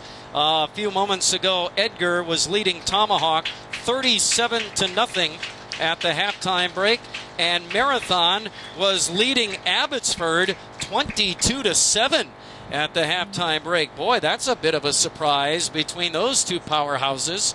And Marathon with a big lead over the Falcons, who were a game away from state a year ago. Yeah, because Marathon got punished last week. I don't remember who they played, but they took a tough one on the chin, and they obviously coming back with a vengeance this week against a good ball club. All right, so the SC Rockets will attempt, I believe, a 2-point conversion here. trying to make it a 7-point game here with 5 minutes left in the third quarter after the 1-yard touchdown run by Hunter Lipke. Mandel brings them to the line. Lipke, wing left in motion to the right. Takes the handoff off the right side, slips and falls down as he tries to cut it back upfield, and he'll fall down at the line of scrimmage. No good on the 2-point conversion, but the Rockets are back on the board and back out in front, leading 12-7 with 5 to go in the third. And stay with us, more Spencer Columbus football next on WOSQ. Kaiser Auto Sales in Spencer is celebrating their 41st anniversary in the auto sales business. He might have cramped up again. When you come Take into 1 minute here, 61 minute. Deal will speak for itself. Always paying top dollar on trade-ins. So come on down anytime and check out their nice selection of pre-owned vehicles, or feel free to visit their 1 minute. KaiserAutoSales.net. Kaiser Auto Sales on Highway 13 South in Spencer is a proud sponsor of Spencer Athletics. Hi, this is Hannah from Rice's Capital Carpet. During the Hunter Douglas Smart Shade Savings Event, you can enjoy smart rebate savings on select Hunter Douglas shades with PowerView motorization. They're the intelligent shades that move automatically to a schedule you set. Don't miss the savings now through September 11th. Limitations and restrictions apply. Additional equipment required for programmed operation. Ask for details. Rice's Capital Carpet, 1313 West Veterans Parkway, Marshfield.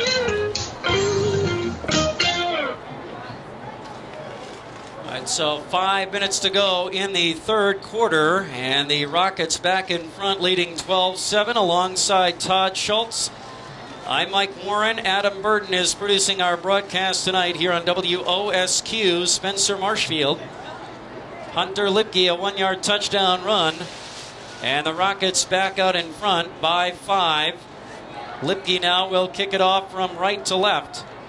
As we watch the football game here at Oriole Park in Stanley-Boyd, the Rockets with a 13-play, 67-yard drive, consuming over 5 minutes on the clock. And now a squib kick by Lipke down the middle of the field. And Stanley-Boyd with a return out to the 40-yard line. And that's where they will take over, 1st and 10. Down by 5, only took them just over a minute to score on the opening possession of the third quarter, Todd, to grab the lead. Let's see how quickly they attack this Rockets defense here with just under 5 minutes to go in the third quarter. Yeah, the SC Rocket defense has obviously played very well tonight, but that first drive of the second half, they really got changed up by the Orioles coming out and running the ball as opposed to passing it for the most of the first half, and it seemed to fool them. All right, so L.J. Schmelzer, who had that long touchdown run early in the quarter, now hands it off, and a big touchdown run, or a big run by Ben Turner. Touchdown saving tackle by the Rockets at the Rockets' 36-yard line. A 24-yard run by Ben Turner on first down, finally taken down. Well, no, not 26, 16. They mark him down at the 36-yard line. It is 26. 26-yard gain. And now Schmelzer on the keeper off the left side, breaks a tackle at the 30, makes a man miss at the 20, and a penalty marker at the 15 as Schmelzer dives inside the 10 down to about the 7-yard line, and this one might come back. There might have been an illegal block or a hold downfield on the long run by quarterback L.J. Schmelzer after the big gain by Ben Turner on first down. I tell Schmelzer, he ran the read option there, and he kept it. And boy, he makes some nifty moves downfield, making several SC Rockets miss him. Looks like the penalty's against SC. Oh, boy. So a long run by Turner, then Schmelzer from the 35 down to the what? Where did they mark that? The 7?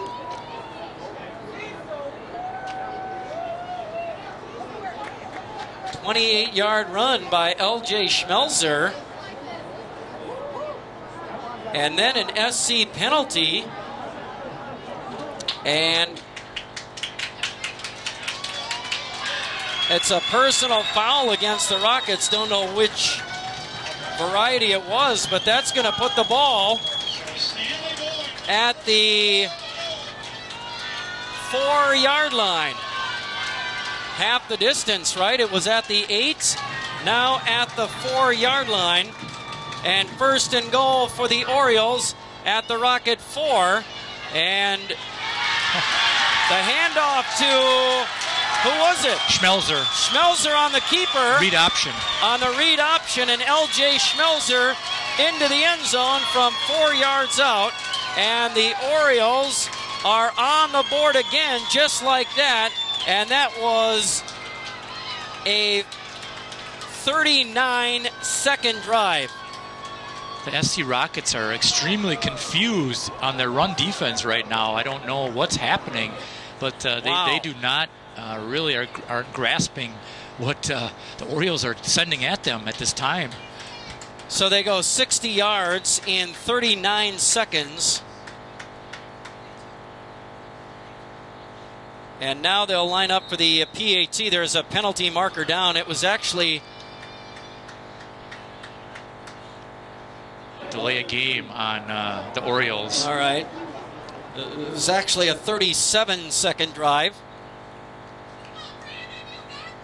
So L.J. Schmelzer with his second touchdown run of the night.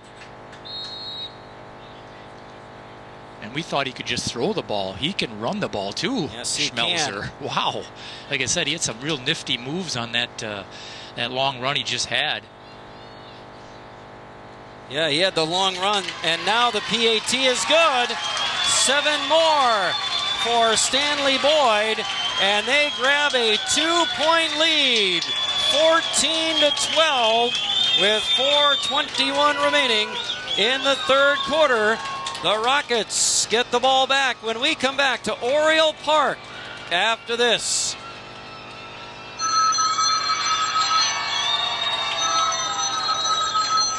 An old friend decided to pick up the plumbing tray. Unfortunately, he didn't pick up the answering machine. 873-411 is the number to dial 24 hours a day for major plumbing. Dial 387-3411 and talk to the plumbers who are at your service when you need them the most. Rigo Plumbing and Heating, Marshfield. Well, it is a 3-play, 60-yard drive in 37 seconds. And Stanley-Boyd grabs the lead back from the Rockets, 14-12, with 4:21 left in the third quarter. After a 4-yard touchdown run by quarterback L.J. Schmelzer. And now the Orioles kicking off left to right. A squib kick picked up by Miller at his own 37, dives across the 40-yard line, and Jake Miller out to the 40. Are they going to spot the ball at about the 42-yard line? That's where the Rockets take over. Good field position. You know, I just have a hard time understanding that, and I see more high school teams doing it now, so I guess maybe they know more than I do, but to just kick a squib kick and give the other team the ball at the 42-yard line, I know you don't want a big play, but boy, you're giving up some really good field position by doing that each time you kick off, and the SC Rockets do the same thing. So now here's Jared Mandel and the Rocket offense back to work. Mandel fakes the handoff over the middle and caught by Ellefson inside the Stanley-Boyd 45 down to the Oriole 43-yard line. And a 15-yard pitch and catch between Jared Mandel and Lucas Ellefson, and a Rocket first down into Stanley-Boyd territory. That was a very nice throw by Mandel, but it was interesting because there were two SC Rocket receivers right in the same area, as Ethan Meese was there too, and he actually jumped for it, but he couldn't get it, and then it went to Ellefson, who made a great catch down the middle. All right, so at 1st and 10 for the Rockets at the Stanley-Boyd 43-yard line. Mandel with a handoff to Hunter Lipke off the right side, breaks a tackle at the 40, inside the 35, and Lipke finally taken down at the Stanley-Boyd 30 3-yard line and very close to a first down, and it is a 10-yard run by Hunter Lipke. By the way, Marshfield has grabbed a 14-13 lead on Hortonville. 14-13 Tiger lead now. That one in the third. 2:47 left in the third. SC Rockets, Lipke again on first down from the Stanley-Boyd 33-yard line. And down inside the 30 to the 26-yard line. A 7-yard gain for Lipke again, and a 2nd and 3 with 3 minutes to go in the third quarter. And the Rockets now on the move, down by 2, late third quarter. 2-point ball game. Vandell to the line. Lipke in motion, left to right, but it's a give to Carson Hildebrand up the middle. He lost the football. Ball came out, covered up by Stanley-Boyd after a Hildebrand fumble. And the Rockets coughed the football up near the Stanley-Boyd 20-yard line. Hildebrand lost the ball, and the Rockets turned the ball over with 2:46 left in the third, and the Orioles get it back. That's a huge turnover, because I was going to comment that this could turn into a game where the last team to have the ball might win the game, because they have all scored on every possession in this half, and SC immediately turns it back to the Orioles. Carson Hildebrand looked like a first down carry on 2nd and short. He coughed the ball up at the 20-yard line, and the Stanley-Boyd Orioles capitalize on it. And a big turnover for the Rockets, and now the Orioles have a 1st and goal at their own 20-yard line, leading by 2 with 2:46 left in the third quarter. And now the Orioles want a timeout with 2:46 to go in the quarter, and we'll take it with them. And stay with us. More Rockets football in just a moment. Ag Country Farm Credit Services has been serving agriculture and rural communities for nearly 100 years. They offer one a spot, wide 30 array of financial products, such as loans and leases for farm operations and real estate financing, rural home loans, crop insurance, tax preparation, and much more. Contact your Marshfield Ag Country Farm Credit Services office in front of the mall on Central Avenue Holy today. Man. Opportunity lender and provider. That's not good. Early second quarter at Camp Randall Stadium in Madison. Utah State leading the Wisconsin Badgers 10-0. Early second quarter, Badgers, the number 9 Badgers, losing to Utah State as play resumes here at Stanley-Boyd, and a 1st and 10 for the Orioles from their own 20. Slant play. Right side, Schmelzer, I think that was Brandon Herrick. Yep, his first catch of the night for Brandon Herrick. Out to the 29. And a gain of 9 for Herrick. And a 2nd and 1 coming up for the Orioles. Schmelzer hands it off, fakes the handoff, rolling left, under pressure, he'll go down. Back inside the 30. There's an injured Rocket on the play. Number 24. Might have been Hildebrand. Oh, yeah. Andres Rodriguez. Yep, that's who's down. Rodriguez down on the play.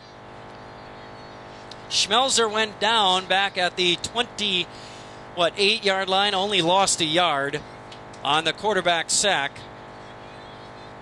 And it will be 3rd and 2. After they tend to Rodriguez here, down at about the Stanley-Boyd 24-yard line. Badgers losing to Utah State 10-0 early second quarter at Camp Randall Stadium. Wow. Yeah, that's a shocker, especially at home against a Utah State team that I don't know much about them, but they're certainly not ranked. That was a 10-point first quarter for Utah State, and they lead the Badgers early second quarter 10-0. 2:07 left in the third. Rodriguez, the injured Rocket here. The Orioles have the football, leading Spencer Columbus by 2 at 14-12. As they tend to Rodriguez here. And so we have an injury timeout. And we'll take a timeout. More Rocket football in just a moment. Today you can. Today you walk into your favorite burrito place, and when he asks you, do you want guac? You remember you're a Royal Credit Union member who gets great rates and low fees, which means you have a little extra cash on hand for this very occasion. So you say with confidence, 1 minute. Yes, I will. And then 1 you say minute. thank you because you're a nice person. Extra guac, because you can. Royal Credit Union. Learn more at rcu.org. I like to go bowling with my friend Bert. Bowling, shirt. Bowling is my kind of game. And Rose Bowl Lanes has a VIB, very important holder card that you get punched every 2 games purchased. With 10 punches, you get 2 free games. Join the email club on their newly revamped website to get free bowling just for signing up at your birthday party headquarters, Rose Bowl Lanes in Marshfield. We'll come back after this one.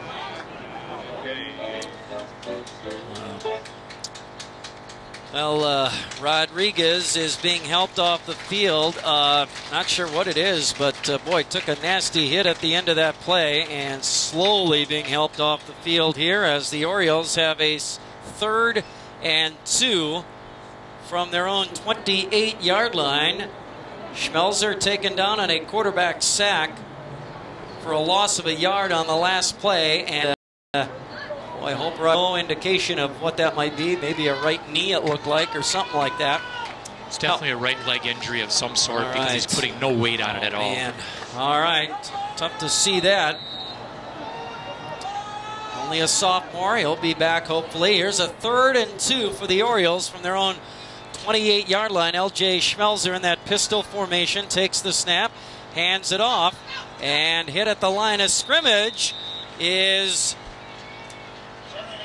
Ben Turner, and maybe a gain of a yard. He got the 1 yard back that Schmelzer lost on the quarterback sack. Great job by the Rocket defense. It'll be 4th and a yard for the Orioles at their own 29-yard line with 90 seconds to go in the 3rd. And they're going to hurry to the line. And, well, let's see. Are they going to... Okay. Gillingham back to punt this ball away. Watch for a fake here on 4th and a yard. Will punt the ball away. Fair catch. Oh, now Bauman going to let it bounce at his own 35-yard line. Grabbed by the Orioles at the Rocket 37-yard line. A big stop. They had a 3rd and 2, and they stopped him on 3rd and short, and the Rocket defense with a huge stop right there after Hildebrand turned it over on the last Rocket possession. Yeah, it was very interesting because Stanley-Boyd ran a lot different plays on that series. They weren't running the read option anymore. They kind of went back to their traditional passing offense, and SC was able to stop them, and it was huge because they're down 2, and they need to put another drive together to take the lead. They got the ball back at their own 37-yard line. Mandel, quick side ball tipped, almost intercepted by Herrick. Trying to get it to Ellefson on a quick slant to the right side. That ball was tipped at the line of scrimmage, and Brandon Herrick was right there and almost came up with an interception, but it's knocked down incomplete. Big break there for the Rockets. Yeah, because if Herrick comes up with that, it's a pick 6. Yeah, he's gone. Yeah, you're right about that. Nobody's going to catch him if he picks that off. That would have been a 40-yard INT return. Instead, it's 2nd and 10 for the Rockets. Lipke in motion, left to right, gets the handoff, hit at the line, maybe a gain of a yard. Good defense by the Orioles. Now they're really looking for Lipke. A handoff to Lipke for a yard. 3rd and 9. And so the Rockets with a 3rd and long here from their own 38-yard line. 40 seconds left in the 3rd. Wide right. Bauman wing left. Mandel gets it to Bauman out of the backfield, and he's hit behind the line and dropped for a loss on the play. Orioles all over that one. They fake it to Lipke, going right to left in the formation. Bauman on the counter left to right, and the Orioles sniff it out, and he's taken down for a loss of a couple back to the 36-yard line, and a loss of 2 and a 4th and 11. Ben Turner shot in from his linebacker position and was able to make that 3-yard loss and stopped his drive by the SC Rockets. So now, and that will take us to the end of the 3rd quarter. Big stop by the Oriole defense. After 3, 14-12. Stanley-Boyd up by 2. And to the 4th quarter we go in just a moment. Treat people the way you want to be treated. Simple words, right? Those are the words. 1 minute. 1 minute. Treat people the way you want to be treated, and they will reward you as loyal customers. My name is Steve Brick, and this is still Ownership. And it is the reason people make the beautiful drive north of Marathon to Little Chicago. We may be in the middle of nowhere, but there is no better testament that we take care of our customers better than anyone else around. You won't hear the gimmicks you hear from others.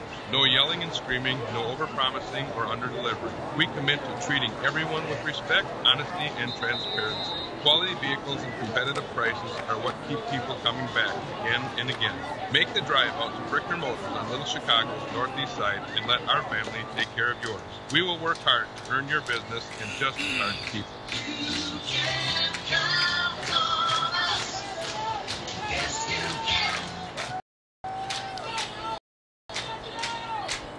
All right, start of the 4th quarter here at Stanley-Boyd. The SC Rockets on a 4th and 11 will have to punt the ball away from their own 36-yard line. Hunter Lipke almost blocked. Angles that one out of bounds. Far side of the field.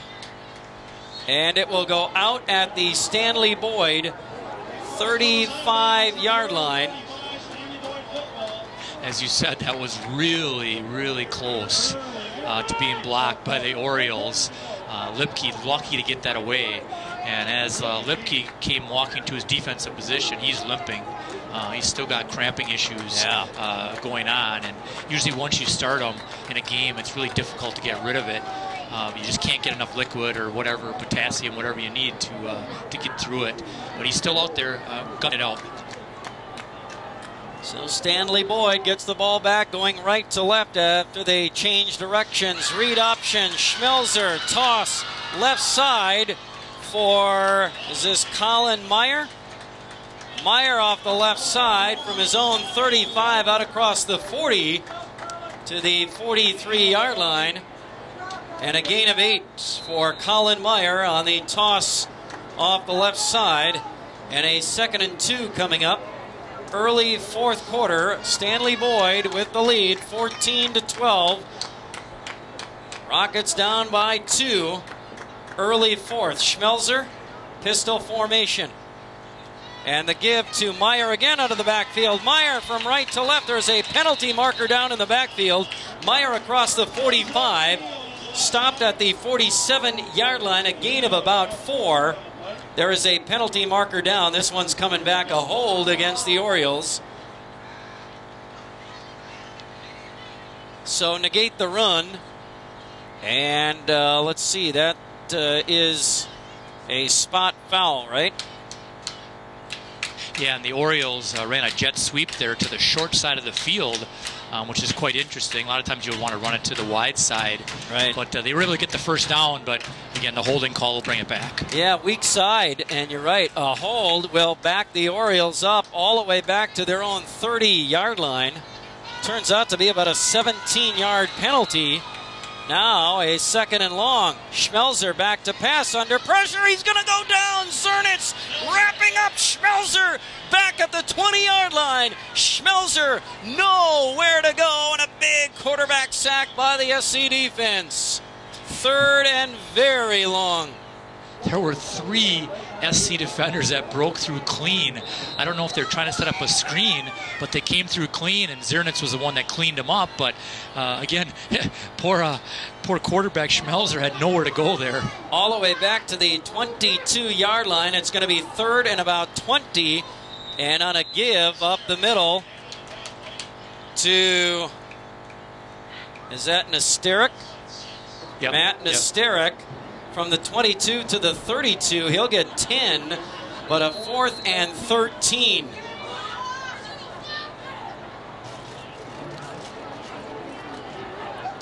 For Nesteric. I don't know what the Schmelzer yardage was on the quarterback sack, but Gillingham punting the ball away and grabbed by the Rockets at their own 31-yard line. Oh! And a big hit. Bauman hit the 35 and then drilled by, I don't see who it was.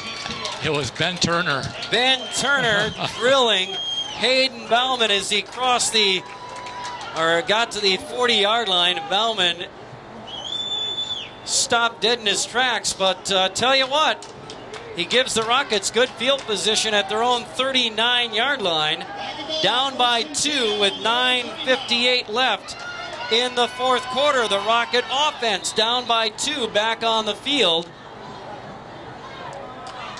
They're going to spot this at the Rocket 39-yard line. Rockets going left to right here as we watch the action now from their own 39.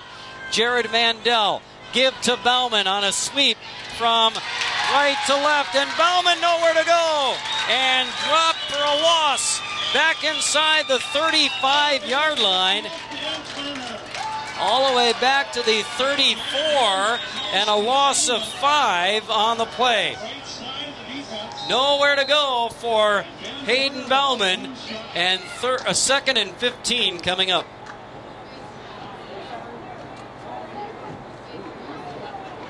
So big stop there by the Orioles, and I think the Orioles are starting to crowd the line even more. And with no Lipke, Lipke is back in the game now. He was out in the last play, but he's back in there now. On 2nd and 15 from the 34, Mandel, penalty marker. And against the Rockets, is that I think a delay a game. Delay a game. Now the ball back to the 29-yard line, setting up a 2nd and 20. This is where Jared Mandel really has to step up here and try to pick up, half of this or whatever on the 2nd down play, and then pick up the other half on 3rd down. 2nd and 20 for the Rockets. Ball at their own 29. Mandel back to pass. Heaves it up deep down the right side. Lipke. And almost intercepted by Brandon Herrick at midfield, trying to get Lipke down the right side. And they put it up for him, and Lipke could not come up with it. Broken up by Herrick at midfield. Incomplete, trying to go for the 30-yard bomb. Or 20-yard bomb on 2nd and long. Now it's 3rd and 20. Again, the SC Rockets were fortunate there because Herrick he came over from his safety position, and he had an eye on that one. Fortunately, Lipke knocked it out of his hands. 3rd and 20. Mandel takes the snap. Back to pass. Deep down the left sideline. Intercepted by Stanley-Boyd at their own 37-yard line. And trying to get it down the left sideline to Ethan Meeside. And I'm not sure who got the ball. Who was that? It was number 82. Ben Milas. Yep, he got the pick. On the interception. Is this one coming back, though?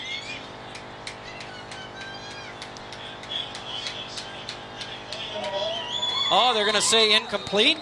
Must have said he was out of bounds on the catch. All right, he did not come up with it. No interception there. He caught it, but he must have came down out of bounds. All right, so incomplete pass instead of an INT. It'll be 4th and 20 for the Rockets, and Lipke will come on to punt the ball away. The Orioles, another big defensive stop.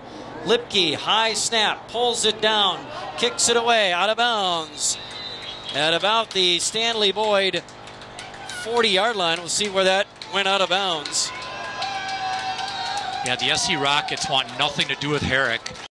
They continue to kick it out of bounds to make sure he doesn't have any chance to return a punt for a potential big play. Ball goes out at the Stanley-Boyd. Where did they mark it finally? 40-yard line, I believe. Yeah, around the 40 of Stanley-Boyd. By the way, Edgar defeats Tomahawk tonight, 44-0. And Owen Withy defeating Greenwood tonight, 41-0. Those are finals here in Stanley-Boyd. 8:33 left, fourth quarter. Stanley-Boyd has the ball back. 1st and 10 at their own 40-yard line, up by 2. Schmelzer on a handoff up the middle. Breaking tackles is Ben Turner, running out to the 50-yard line, wrapped up at the Rocket 49-yard line after an 11-yard gain and a first down. I tell you that Ben Turner's a tough kid. He's made numerous plays on defense, and now he's getting the ball a little bit on offense. He's got 4 carries for 45 yards. Again, just not getting the ball very much on offense. Gain of 11 for Turner and a first down at the SC 49-yard line. 8:10 remaining in regulation. Schmelzer. Now we've got a timeout by Stanley-Boyd with 8:06 left in the third quarter. 14-12. Stanley-Boyd has the 2-point lead, and they've got the ball. And go ahead. That could really come back to haunt them, because that's their second timeout that the Orioles have taken here in the second half. They only got 1 left, and this is obviously a very tight ball game. They could really use those timeouts potentially down the stretch. You got that right. The Orioles trying to survive here at home, and this has been a back-and-forth ball game. Spencer Columbus took the lead late second quarter with a touchdown run by Carson Hildebrandt. Stanley-Boyd came right back, took a 7-6 lead. Then the Rockets scored. Hunter Lipke a 1-yard run. 12-7 Rockets. Orioles came right back and grabbed a 14-12 lead. 1st and 10 from the Rocket 49. Schmelzer. Read option, toss, left side, nowhere to run for, I believe, Matt Nesterek off the left side on a pitch from Schmelzer on that read option. And Nesterek dropped back at the Stanley-Boyd 49-yard line. He will lose 2 on the play. Excellent play by Adam Walter there on that read option / pitch play. A lot of options on that, but it didn't fool SC. They were able to take him down for a loss. Now it is 2nd and 12. 2 receivers to the right. Schmelzer takes the snap, rolling to his right, looking downfield, throwing, got a man inside the 45-yard line. A completed pass by Schmelzer. And didn't see who that was. Colin Meyer. Meyer down to the 41-yard line. A 10-yard gain. Setting up a big 3rd and 2 for the Orioles at the Rocket 41-yard line. Big 3rd down here for this Rocket defense. Schmelzer getting the play.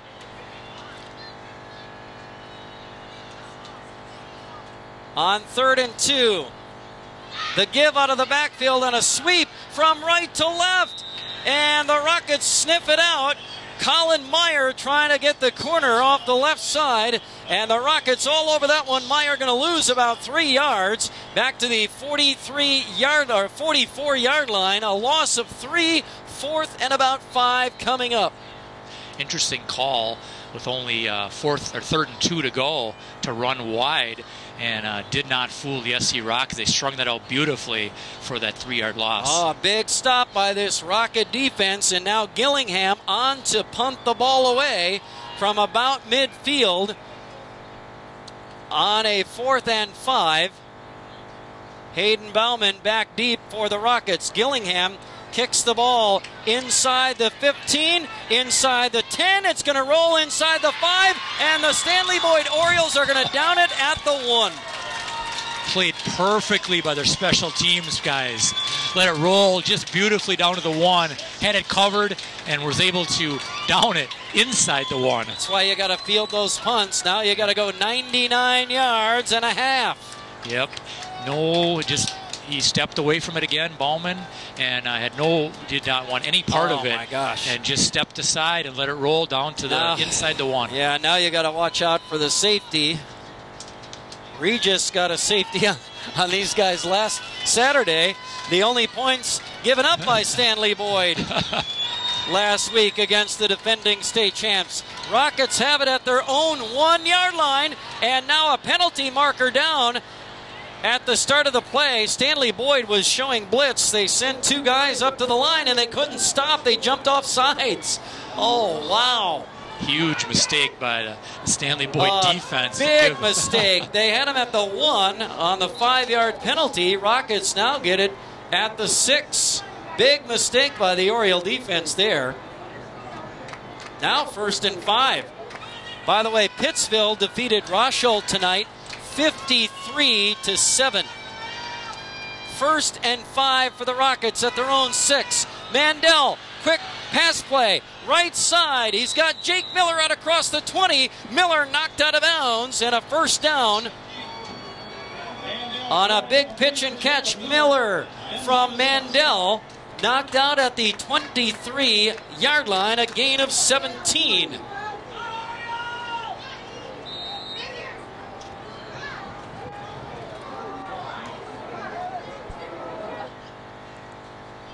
So a 1st down pitch and catch, Mandel to Miller on the 17-yard pass play out to the 23-yard line. Mandel in that pistol takes the snap, looking to pass again. Lofts it, left side, got a man out at the 45-yard line, and it's dropped by Miller again. I believe that was Miller being targeted on that play once again. It was Miller. And he had his man beat by about a step. Couldn't hang on to it out at the 45-yard line. Would have gone for over 20. Instead, it's 2nd and 10. Miller ran a deep out pattern there and had a step on his defender, and Mandel put it right in his hands. A beautiful throw, and Miller just couldn't come up with it. He was frustrated with himself that he dropped that one. Big 2nd and 10 coming up here. Miller had the big play, couldn't hang on now. Rockets from their own 23-yard line. Mandel takes the snap. Back to pass again. He'll throw it up. Left side, too deep for Hunter Lipke, incomplete again out at the 45-yard line. Too much on that throw from Mandel. Brandon Herrick with the coverage on Lipke. Overthrown. 3rd and 10 coming up. Pretty much the same pattern Jacob Miller just ran. This time Lipke ran it, and Herrick was there. Would have took a perfect pass to drop it in front of Herrick. All right, so now a 3rd and 10 for the Rockets from their own 23-yard line. 5.5 left in regulation. If the Orioles get a stop here, that would be big, leading by 2 points at 14-12. 3rd and 10 for the Rockets. Mandel in that pistol. Lipke in motion. Fake handoff. Mandel lost the ball. Covered up by Stanley-Boyd at the Rocket 14-yard line. Rockets turn the ball over, and SC is going to give up a lot of field position, a lot of moving parts on that play. Mandel, I think, faked it to Lipke one way and tried to go another way, and the football came out. Orioles have it at their own, at the Rocket 14-yard line with 5:24 left in the ball game. That's the backbreaker right there if you're the Rockets. After the 2 fakes, there was ultimately a misexchange between Bauman and Mandel that caused the fumble. All right, so the Orioles take over at the Rocket 14. Now Schmelzer, the quarterback, did he give that? Oh, he got that one to Meyer, right?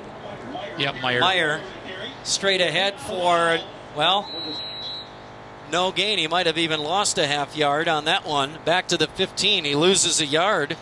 And 2nd and 11. So this Rocket defense is going to have to come up big right here. Down by 2, under 5 to play. Orioles recover a fumble at the Rocket 14-yard line.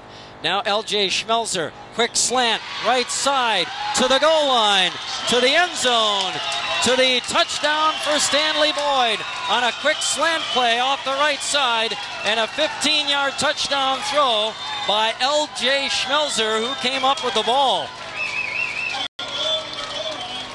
Didn't see who caught the ball. I didn't either. Off the right side, didn't see who that was.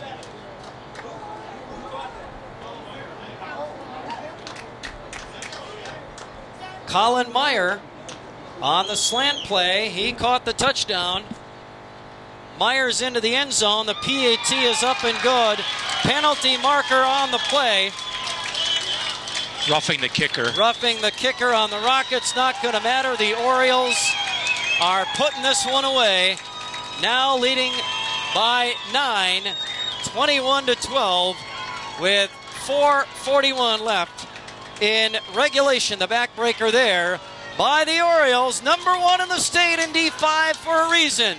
They've got the Rockets on the ropes, down by 9. Back after this. High school sports coverage is brought to you by Security Health 30. Plan. Security Health Plan, along Two with its plays. many affiliated. Was it a 10-yarder? 15. 15, okay. You mean the play? The touchdown. Yeah, 15. 15, okay. Businesses and for individuals and families. Go to securityhealth.org to learn more. Security Health Plan. Promises kept, plain and simple. Security Health Plan is proud to support area high school athletes. So Colin Meyer, a 15-yard touchdown reception on the throw by LJ Schmelzer. And Stanley-Boyd now 21-12 lead with 4:41 to go in regulation. The Rockets can't give the ball up at their own 14-yard line and expect to keep Stanley-Boyd out of the end zone right there in that situation. They've scored, 2 scoring plays in a row now. It was 12-7 Rockets, but a 14-point swing here now.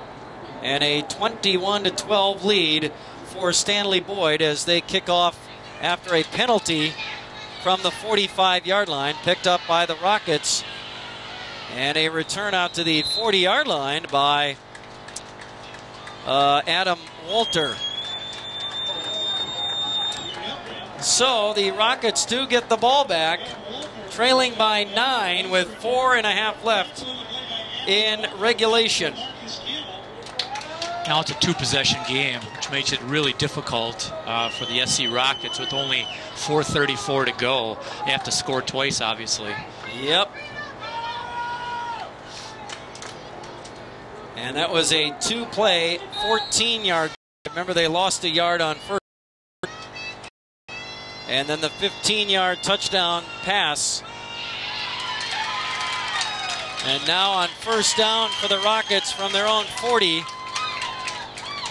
Was that Lipke? Straight ahead for a yard.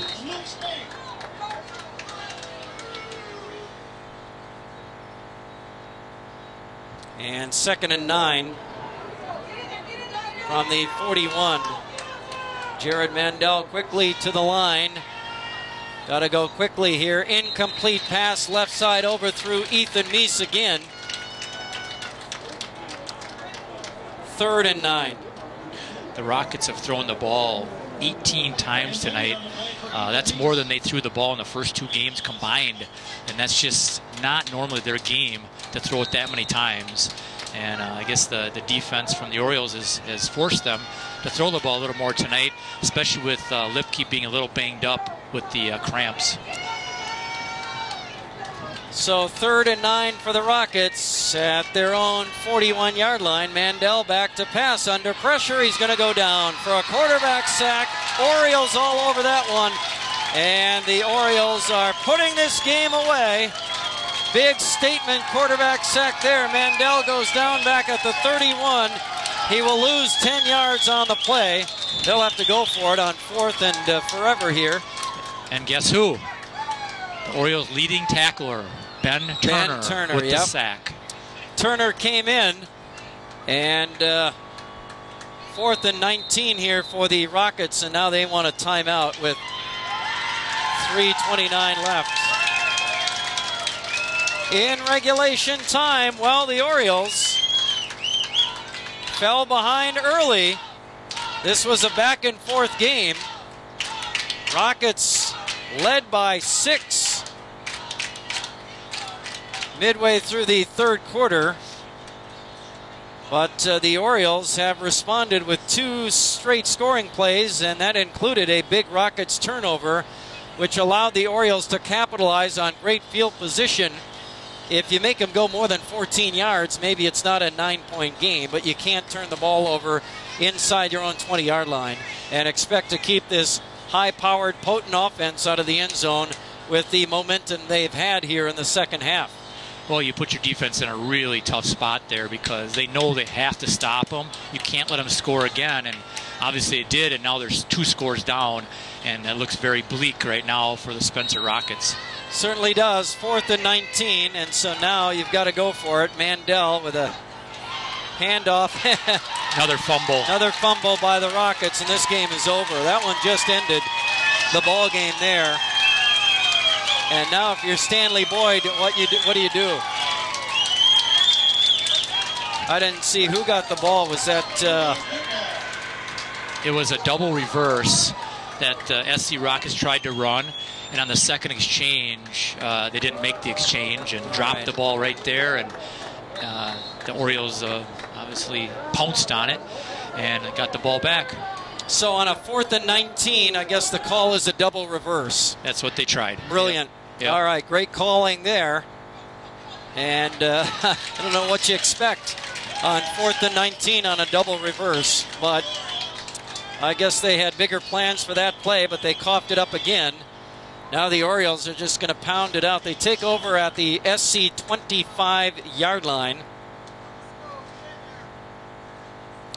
Gain of 5 on first down. Now they'll just take their time. The Rockets have, well, they're out of answers, and the Orioles now just have to run the clock out. Schmelzer on a handoff straight ahead. This is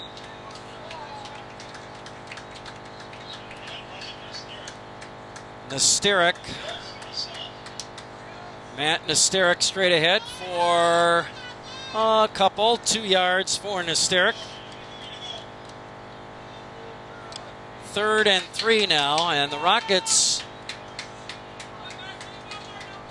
are going to suffer their first loss of the year and drop to 2-1 in a game that may decide the conference title here tonight. This may be for the conference championship right here.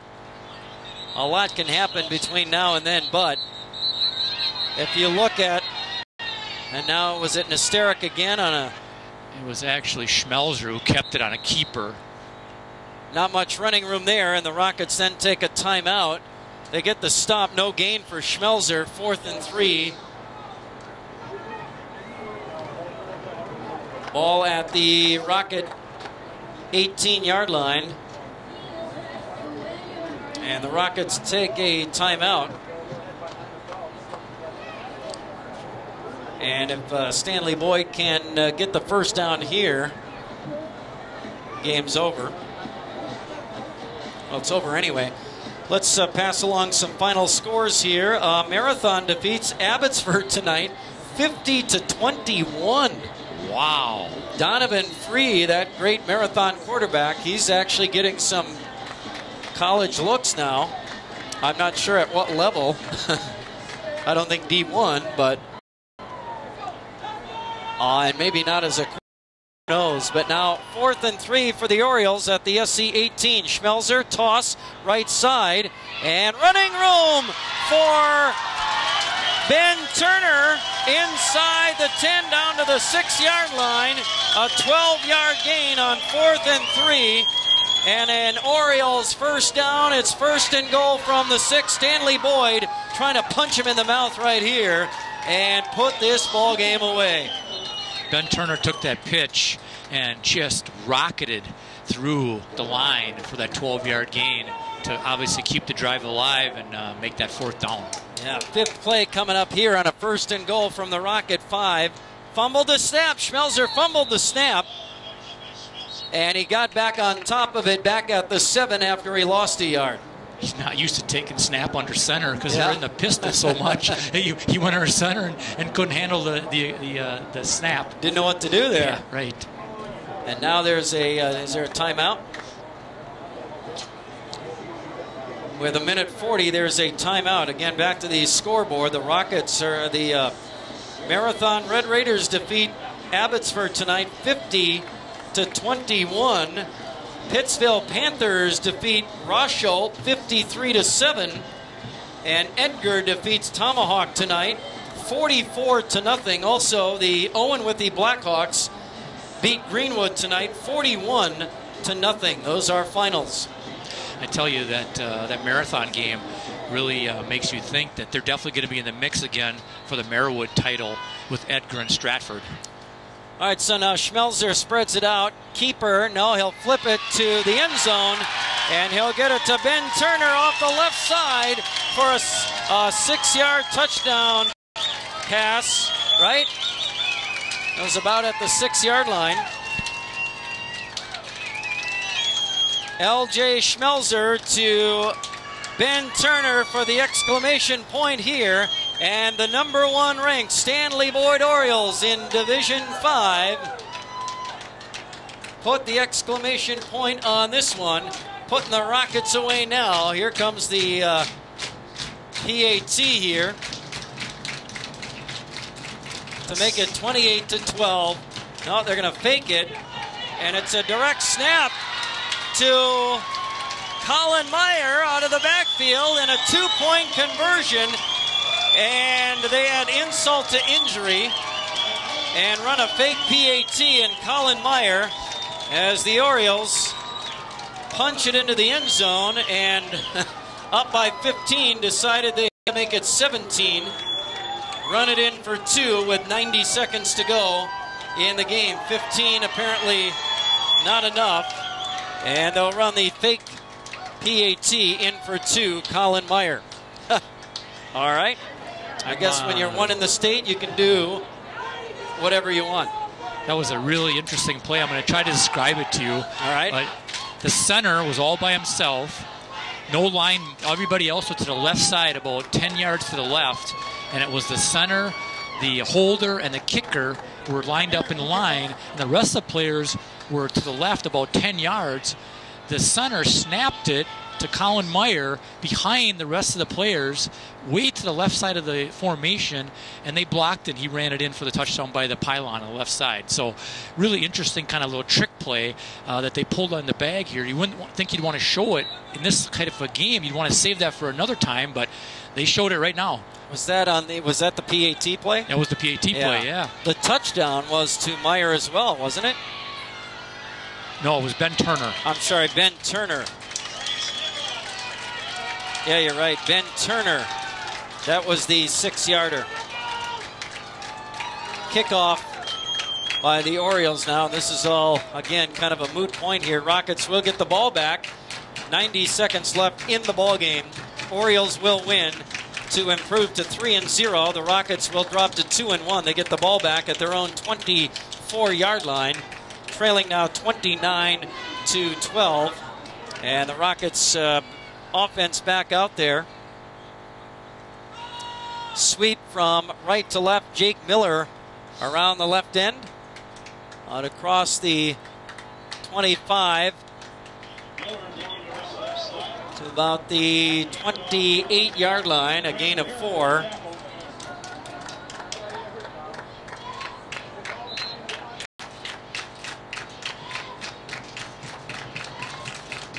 And Stratford's game is final. I would hope so. My goodness. The mercy rule. That was the, not the running clock, the fast forward clock. 70-6. And now, handoff goes to Bubba Post. And he lost a couple, didn't he? Yeah, I think he lost 2. Hortonville, let's see here. Hortonville beats Marshfield tonight 22-13. That's a final. This one's a final. This is going to be 29-12. Stanley-Boyd gets the win in this big matchup in the Clover Belt tonight, and they take control of the conference with a statement game against the number 3 team in Division 5. Here's Bauman now. He'll lose yardage. And that will do it. And Stanley-Boyd takes control of the Clover Belt with a 29-12 win here tonight over the Spencer Columbus Rockets. And the Rockets fall to 2-1. Stanley-Boyd 3-0 after that win over the Rockets here tonight. 29-12, a 17-point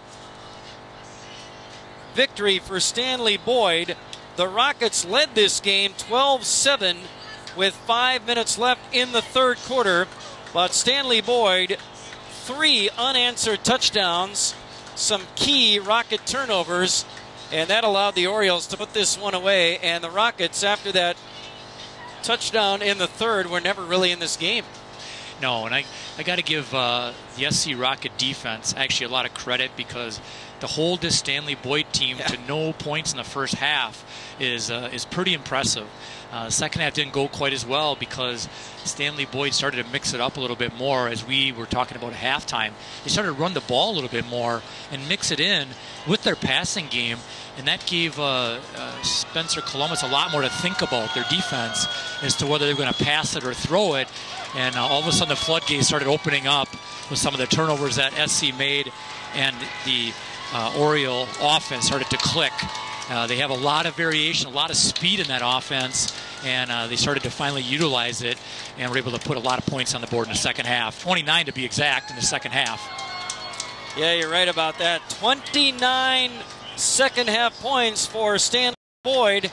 They were down 6-0 at the half. Spencer Columbus shut them out in the first half. All Orioles pretty much in the second half of this ball game, and the Rockets surrender the lead and the ball game. The Orioles come from behind to defeat Spencer Columbus here tonight, 29-12.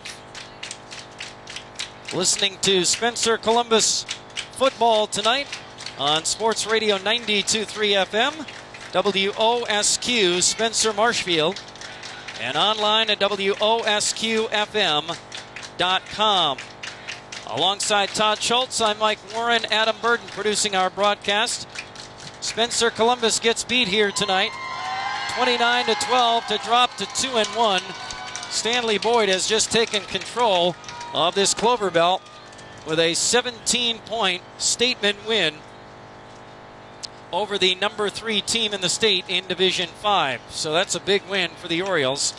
Let's run down some other finals from earlier tonight. Auburndale defeating Rib Lake tonight, 21-7. The Apaches over Rib Lake Prentice. That one is final. Marathon defeats Abbotsford 50-21. Pittsville over Rochelle 53-7. Edgar defeats Tomahawk 44-0. Owenwithy over Greenwood tonight 41-0. And Hortonville beat Marshfield 22-13, I believe was that final, right? All right.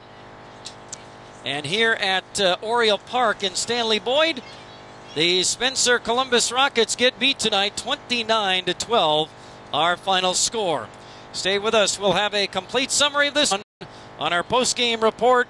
Here's another Tooth Truth from Dental Clinic of Marshfield. A bright new smile is a great confidence builder. Repaired, replaced, straightened, and clean teeth can improve overall health. Dental Clinic of Marshfield dentists provide a wide variety. We are through the spots too, just so you know.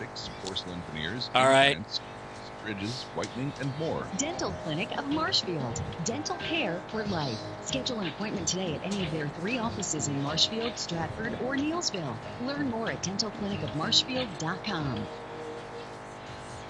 Kaiser Auto Sales in Spencer is celebrating their 41st anniversary in the auto sales business. That alone says a lot. When you come into Kaiser Auto Sales, Randy says the deal will speak for itself, always paying top dollar on trade-ins. So come on down anytime and check out their nice selection of pre-owned vehicles, or feel free to visit their website at kaiserautosales.net. Kaiser Auto Sales on Highway 13 South in Spencer is a proud sponsor of Spencer Athletics. Moving Marshfield forward by giving back. At Forward Financial Bank, that's what it's all about. Hi, this is Bill Senholz, President and CEO at Forward Financial Bank. We're proud to say that 100% of our deposits are being invested in loans in our communities. That means your deposit dollars stay here to help businesses and families who need financing. To help move our communities forward, stop in today and open your account, or open your account online at forwardbank.com.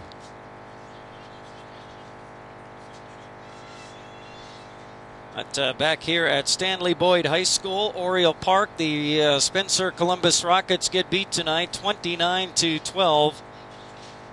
Our score here this